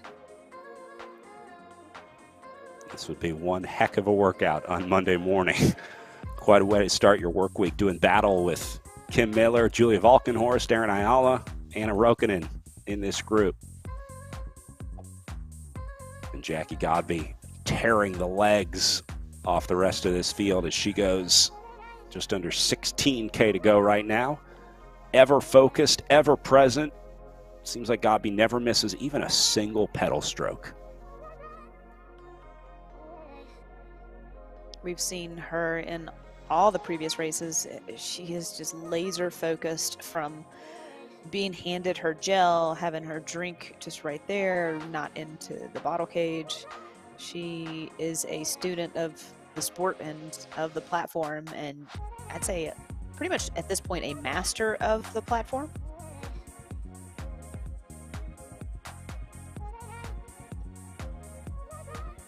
Still into the red zone, out of the corner here. Godby make a great coach, great virtual racing coach. She's so insightful in her ability to articulate all the details that she puts into these wins. It's always nice hearing her interviews in the SIS Zoom room after the race with Emma Watson, talking about just the little things that she was looking at, what was going through her mind, what was going through her head. She's got a lot of really valuable knowledge to share just about the mindset of an athlete, the process of getting better on the virtual platforms. Those are all the things that make Godby one of the greats. She's also a very humble competitor. She's always talking about her competition and how thankful she is to have all these other athletes there racing. You know, she seems to be very aware of the gift of Echelon Racing League.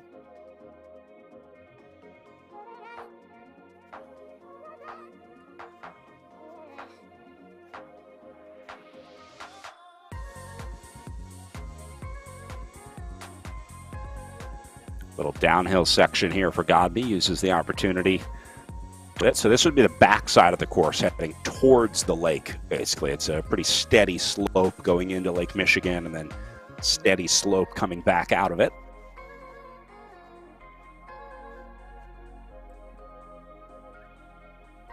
A lot of riders, after finishing on a hot summer afternoon into the evening, they'll head straight down to the lake and jump in after the race. One of the cool parts of racing in the Northwestern Medicine Lake Bluff Criterium. You could do the polar plunge today, hey? You could. You could, if you were into that sort of thing. It seems to be all the rage on Instagram. Maybe that's just who I'm following.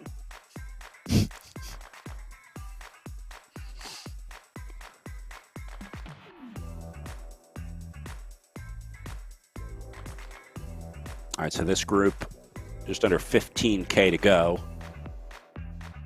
See a much different power profile from these riders. Part of it is because they're in a group, and so you can afford to let off the power more when you get in a draft of those riders in front of you. That's a luxury that Jackie Godby doesn't have, but you see the power of Valkenhorst here on the screen right now. That profile looks a lot different than the plateaus and valleys of Jackie Godby. And I was just thinking back to the in real life racing that we were seeing earlier. Talk about adding insult to injury, having all the sprint points within the race. Race is hard enough by itself, and then you throw in all those extra sprints and just talk about wear you down. I mean, you go back to the men's race, and Roka sitting there talking about how hard it was to race today's course. I couldn't imagine in real life having to try and find some sort of recovery within all those sprint points.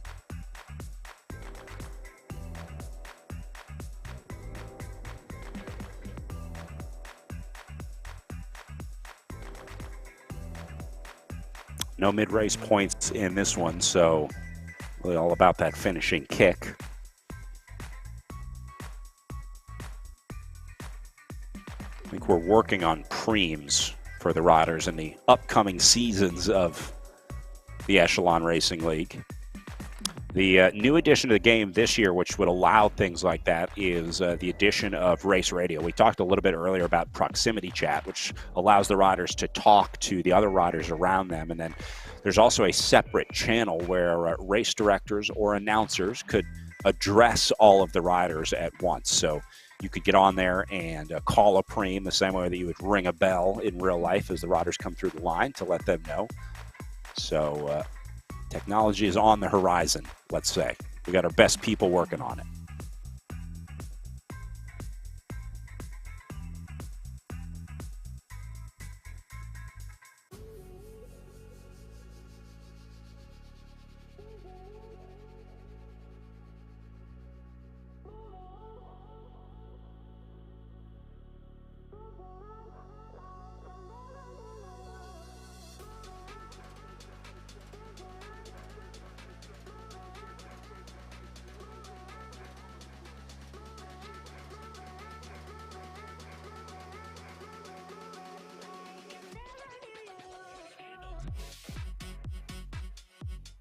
Pretty soon this average is going to start ramping up here for these riders. They're averaging just under 200 watts right now just to stay in it. So it's right around 2 watts per kilo, somewhere in there. But as we get into sub 10K to go, I think you start seeing that overall power start to ramp up. It only takes one rider to kind of start things moving.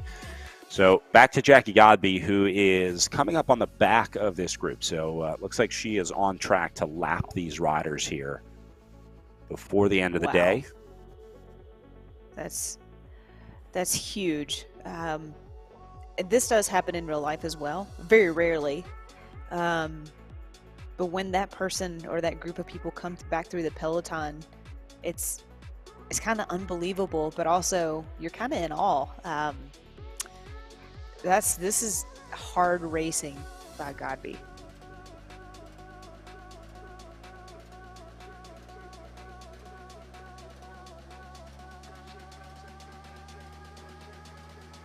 And again, it'd be so easy for Godby to say, well, now that I'm on the back of this, I got this race wrapped up. I can sit up, rest a little bit. I've got 1.4 kilometers to play with right now.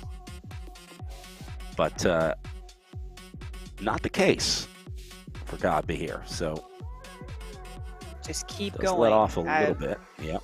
Just keep on going through the group. I had the pleasure once in my career of lapping the peloton, and when you get back to in the back of the peloton, you want to get right back to the front, just in case anything happens. Now, granted, we're in virtual world today, and hopefully nothing would happen to Godby as far as computer dying or being unplugged. But yeah, she goes right to the front. Keep going. Wow. So Godby now just over 1.25 kilometers ahead of the group after going a full circuit around, catching the back of the group, and then going right back through them. You can see Godby's average hanging around 4.5. Everyone else around 2, 3. A few riders slipping in under 2 watt per kilo. So when Godby goes, she goes hard. Coming up on 10K for her now. Yeah, I guess the thing is I'm surprised that no one tried to stick her wheel for a little while. But counter that, Godby would want to try and push pretty hard through the group so no one can grab her wheel. Not that it would make a difference as far as the finish of the race because she's a lap up, but again, we're just talking about, racing and riding and training with someone better than you. And look, you've spent 34 or 35 minutes back here doing this half the watts of Godby. Try and push yourself a little bit. And you're halfway through over halfway through this race. There's 10K to go. You can, at this point, you can train a bit and try and stick that wheel and go a little bit deeper. But again, Aaron and the likes are probably looking for a podium finish and not necessarily for training purposes today. So I understand why they didn't, but at the same time, I wouldn't. If I was an athlete, I wouldn't mind throwing my hat in there and trying in the ring and trying to sit on Godby's wheel for a little bit longer.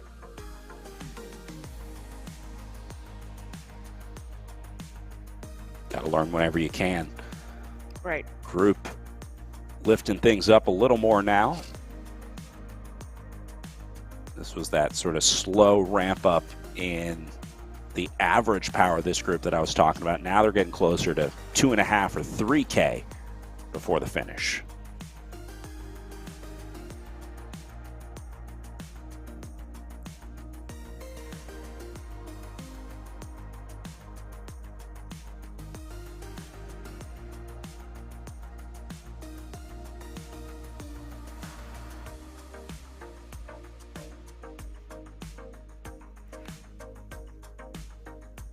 See McGregor dropping off just a little bit there.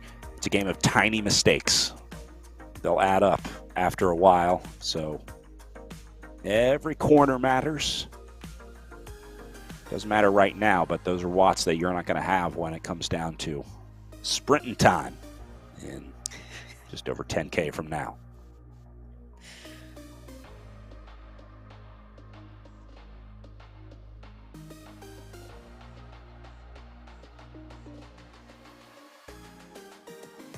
All right, as they come down to 10K to go, we are going to take a quick break here from the Echelon Racing League. We'll keep the racing up on the screen as we keep an eye on this group because it's only a matter of time before someone lights the fuse. We'll be right back with the Northwestern Medicine Lake Bluff criteria.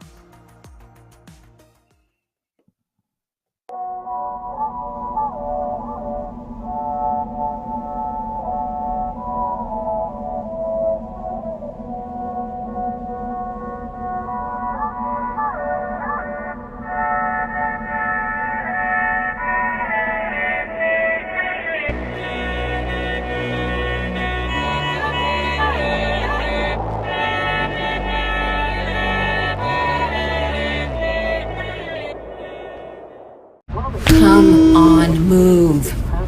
Of course, there aren't any spots.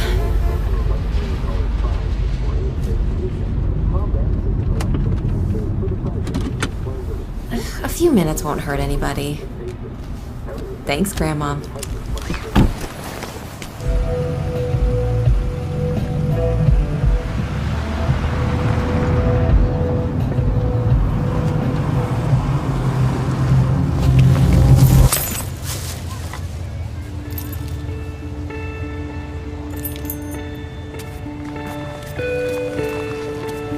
Paralyzed Veterans of America works tirelessly every day to create a more accessible America.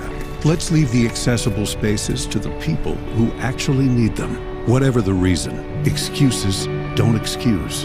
Join PVA and be part of the solution. Honor the spot. Coffee is 15 minutes a day for an average person. For all of us at Intelligentsia, it's our obsession. Because great coffee is not the result of chance. It's by design.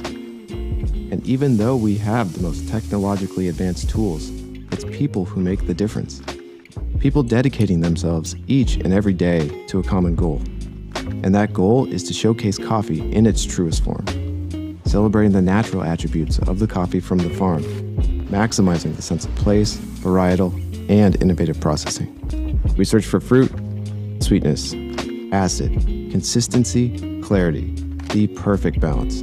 But regardless of how devoted we are to sourcing and tasting, at the end of the day, the coffee still needs to be revealed. And everyone at Intelligentsia plays a role in this. We roast each and every order directly before it ships out. It's as fresh as humanly possible. Because our coffee is alive and still moving. It has a finite life. It's our passion to create these memorable coffee experiences with you this season and for many more to come.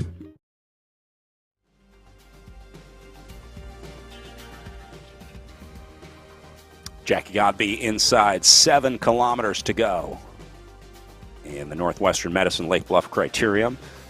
Final stop of the Intelligentsia Cup and today's stop of the Echelon Racing League on RGT. Godby has gone a lap up on this field and has now opened another 0.3 of a kilometer or so over the rest of the group. Staying in the red zone and really just training up right now. Lauren Godby going to be looking to defend her Stars and Stripes jersey in the upcoming ESports National Championships, and then it's on to ESports Worlds after that. So for a rider with a mid-February goal, this is where you want to start peaking that form. So Godby's wins in February, the training really in preparation starts now. Yeah, she's well on her way, Brad, and I'm just shaking my head in awe of her. It's just the mentality that she also has just to continue to stay strong and aggressive on the pedals and putting out this much power this late into a hard race like today. When you have no competitors around you, you've lapped the field. It's so impressive when I would think most other people are resting on their laurels and enjoying the ride into the finish line. She's an outstanding athlete.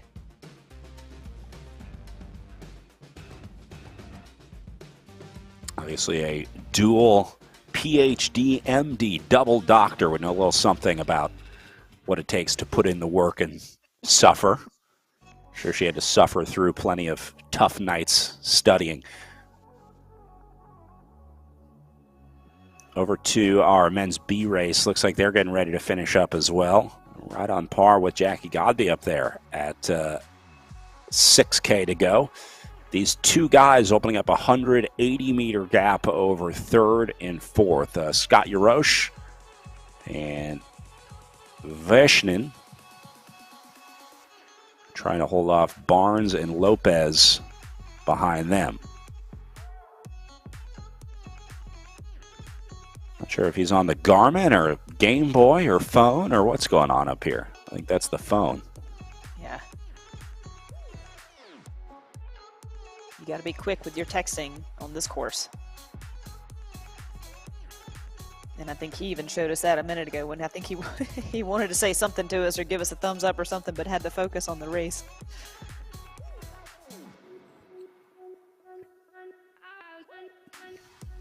Well, he's looking good. 6K to go at the front of the B race with one rider with you. Got to like those odds. You got to like the scenario here if you're either of these two guys. Definitely want to work together to hold off Barnes and, well, it looks like it's just Barnes in the gap, Billing a little further back at 800 meters back. So third place, Barnes is really the only guy that they have to worry about.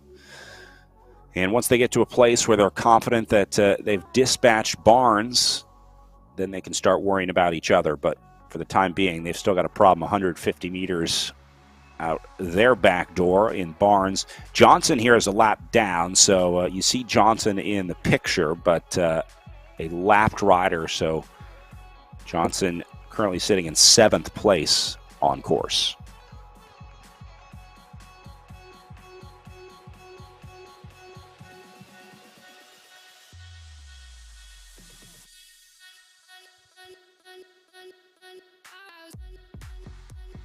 Godby coming up to 4K as our men's B group goes just under 5. Stay with Godby for a few kilometers here. Watch the master at work. And then check in with our field sprint behind them. Go ahead. Sorry, the men's B race could take a page from Godby's book right now, just looking at the watts that she's doing versus the men's race. Not to compare men versus women, but it's impressive to see that she's just doing more watts than the men right now. And has been probably the entire race. I wonder do we have an over/under on her average watts per kilo at the end of this race? Are we going to do that again? Whatever it is, I'm taking the over. There's one thing I don't care what the number is, I'm taking the over.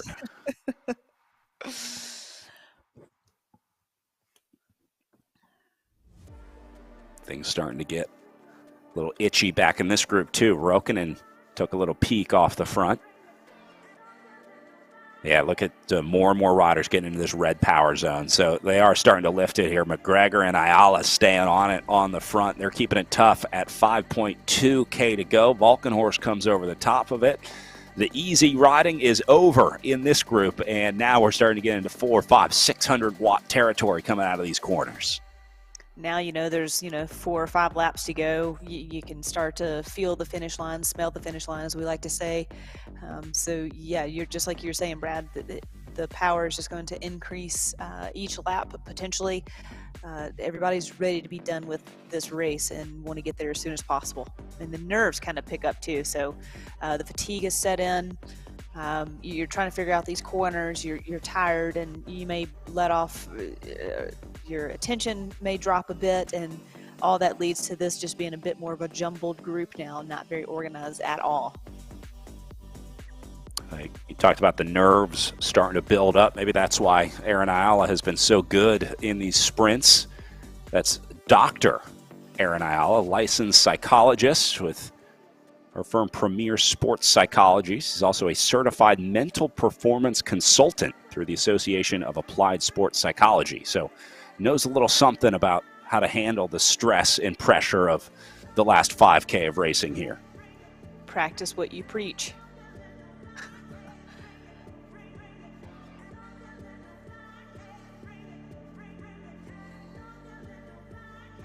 Godby at 2.5K to go now.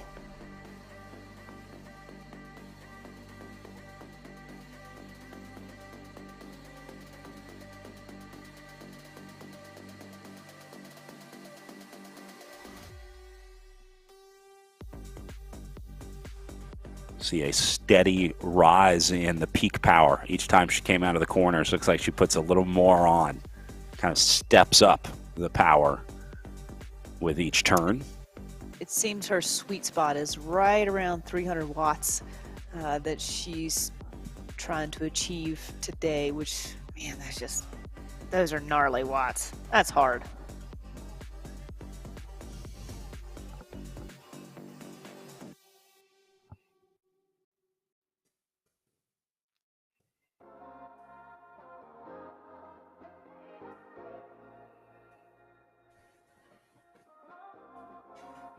Back to the group. Rokkanen and Miller on the front here. So you can see this group has also lapped a couple riders behind them. Anders, Durer, and Larson at 1.3K back from this group. So you see them on the screen just about 100 meters back from this group, but they're a full lap down, so it won't really matter if they get caught.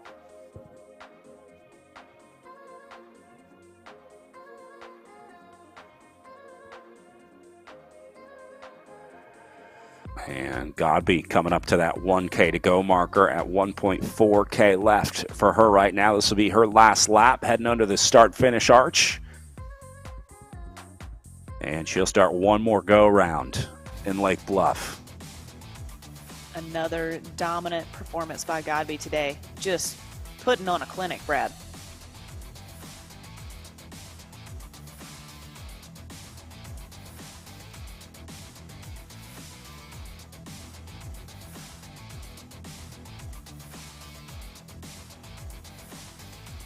And now she'll go full power.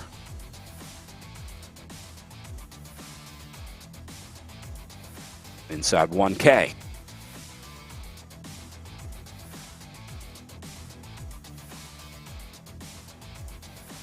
And we'll watch Godby come in and then go back and watch the field sprint full gas behind her.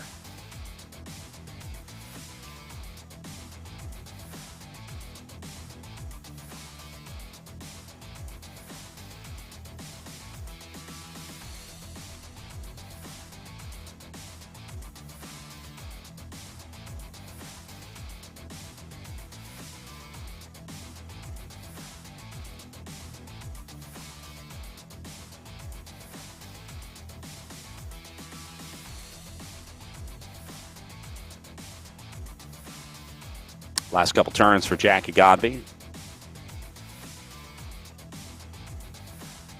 Nothing Who I was going to say was, taking it easy, but she's going to use the last 300 meters here to go into the red zone. I think we know better. She doesn't have easy in her repertoire. So Godby will remain perfect in the Echelon Racing League, picking up her second win of the weekend after the Tour of America's Dairyland yesterday. Godby wins in the Intelligentsia Cup Northwestern Medicine Lake Bluff Criterium today.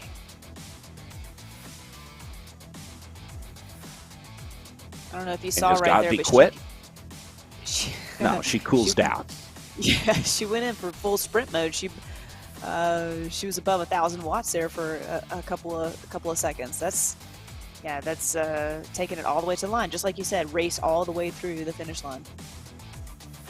And now back to the race for second with 1.7K to go for them. We look to see if Aaron Ayala going to be able to pull it out again today after an exceptional sprint yesterday.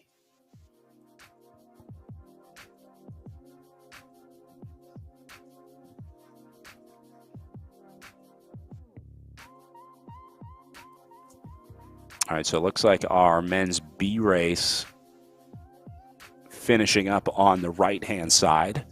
And our women's A on the left. So we'll keep our eye. Actually, we'll watch these guys finish through. It looks like Vesnin and Yarosh going to hold off Barnes behind them. Yep.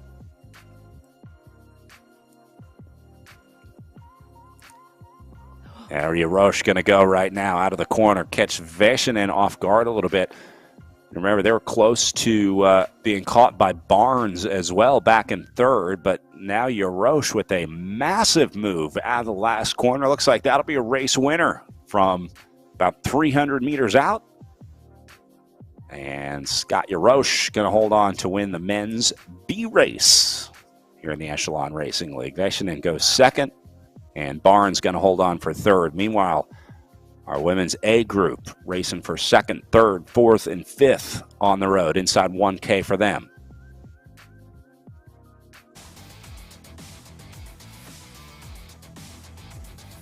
Rokkanen going to lead it out first into the red zone.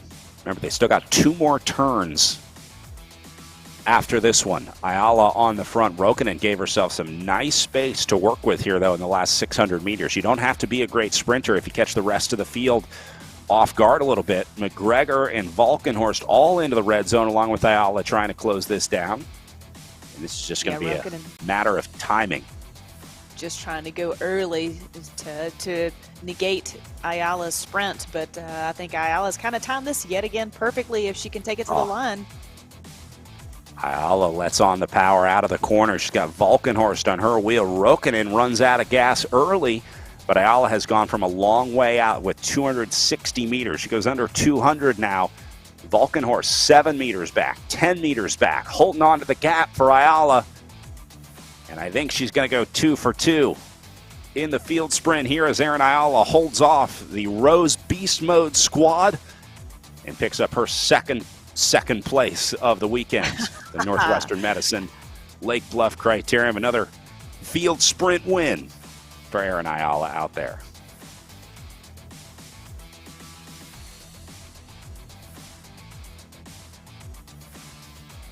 See Valkenhorst, Miller, McGregor all in there as well. But nobody had a better day than Jackie Godby. Let's catch up with her in the SIS Zoom room with Emma Watson. Brad, I'm here with today's winner of the Intelligentsia Cup, Jackie Godby. Jackie, how are you feeling after that race? Absolutely exhausted. That was the first time I have sprinted that hard in a finish, and oh man, I feel it. Oh, that was a really rough race. Tell me more about this race. What went right for you in order to get the win? So this course was unique in being the first of this season where we really had a lot of those tight decelerating turns close together. That made it unusually tough in terms of having to regulate power right out of the gate, go hard, accelerate, make the breakaway, rest into the turns, go hard again. I don't think there was a single segment on there that lasted more than a minute before you had to pull back on your power. And I'll be honest, I was working on the timing of that effort and rest throughout the entire race, so every lap I was trying something new, depending if I had somebody ahead of me, what my speed was. So I would say it was 26 laps of a learning curve, and hopefully I got better every lap. Elaborate more about how this race in particular is going to make you a better rider going in the future. So, I think this race really highlights a lot of the RGT physics that you can then translate into the real world. So, you have that heads up display in the upper left-hand corner of your screen that gives you the real-time feedback saying, no, you're going too hard into this turn. You're coming up too quickly on the rider beside you, and lets you know that in real life, you'd be able to pull back and, sort of rewards you for taking that smart rest, and I will say, last year when I was riding out on the road, when I was practicing time trialing with my husband, John, I was actually able to use a lot of the sighting cues that I learned on RGT and figure out where, sort of my ideal draft was in person. It's not perfect. It's not absolutely real world, But, it is an absolutely great training technique to work on those sighting cues and get that sort of instantaneous feedback. Absolutely. Two powerful performances now on the weekend. What is your biggest takeaway from it? My biggest takeaway is that those end finishing sprints are really, really hard. I got to keep working on those, I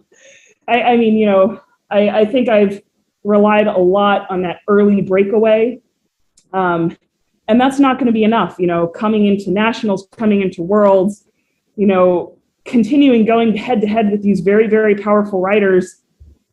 I'm going to have to bring it at absolutely every part of the game and keep being vigilant, keep training, keep pushing myself to new peaks if, I want to keep towing the line with these fantastic riders. Well, today's race is done. How are you going to celebrate? Is there any chocolate available for you? Yes. I actually have an entire selection today. As you can see, I got the rainbow for Christmas. So I think we're going to start with a Peru 60 today. I hear that pairs very well with coffee. Awesome. Well, I'll let you celebrate. Congratulations, Jackie. Thank you so much.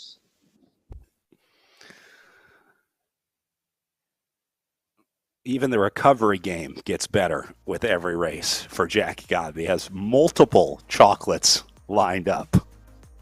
Did you hear what I heard was, watch out, people in real life. She is coming for you. She's starting to pay attention. She's, from what I heard in that interview, I'm looking forward to Jacqueline being on the road one day, racing in real life at these races. If I see Jackie Godby out on the road training, I am worried about the upcoming summer. It's going to be a painful summer for the in real life bike racers if Godby gets out there and starts pinning on numbers. She ends the day with a 4.36 average watt per kilo. Another big day for Jackie Godby. Erin Ayala takes second with the best average out of the group, 3.2. She was the smartest and most efficient out there once more, and it paid off in the end for Erin Ayala, who beats Julia Valkenhorst and Kim Miller to the line in third and fourth, averaging almost identical 3.45 and 3.46 watt per kilo, with Braun McGregor rounding out your top five for the Velocity Vixen team. Erin Ayala's teammates, so they'll go second and fifth, and then Beast Mode Rose putting almost their entire team inside the top 10 with Marv, Dorr, Anders, and then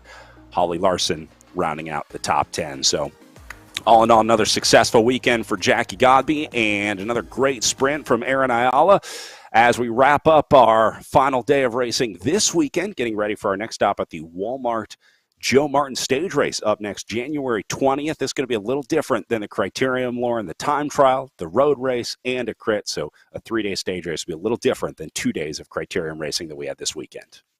Back in Jacqueline's wheelhouse, something more that she's accustomed to. Like she said today in her interview, today was a really hard race. Went to show that with Roca's win for the men's race and Jacqueline just essentially being off the front the entire day. But Erin coming in for the sprint finish. What a great day of racing. All right, well, that's going to do it for us today from the Intelligentsia Cup Northwestern Medicine Lake Bluff Criterium. For Lauren Hall, my name is Brad Soner saying thanks for watching, and we'll see you back here January 20th for the next stop of the Echelon Racing League with the Walmart Joe Martin stage race. We'll see you then.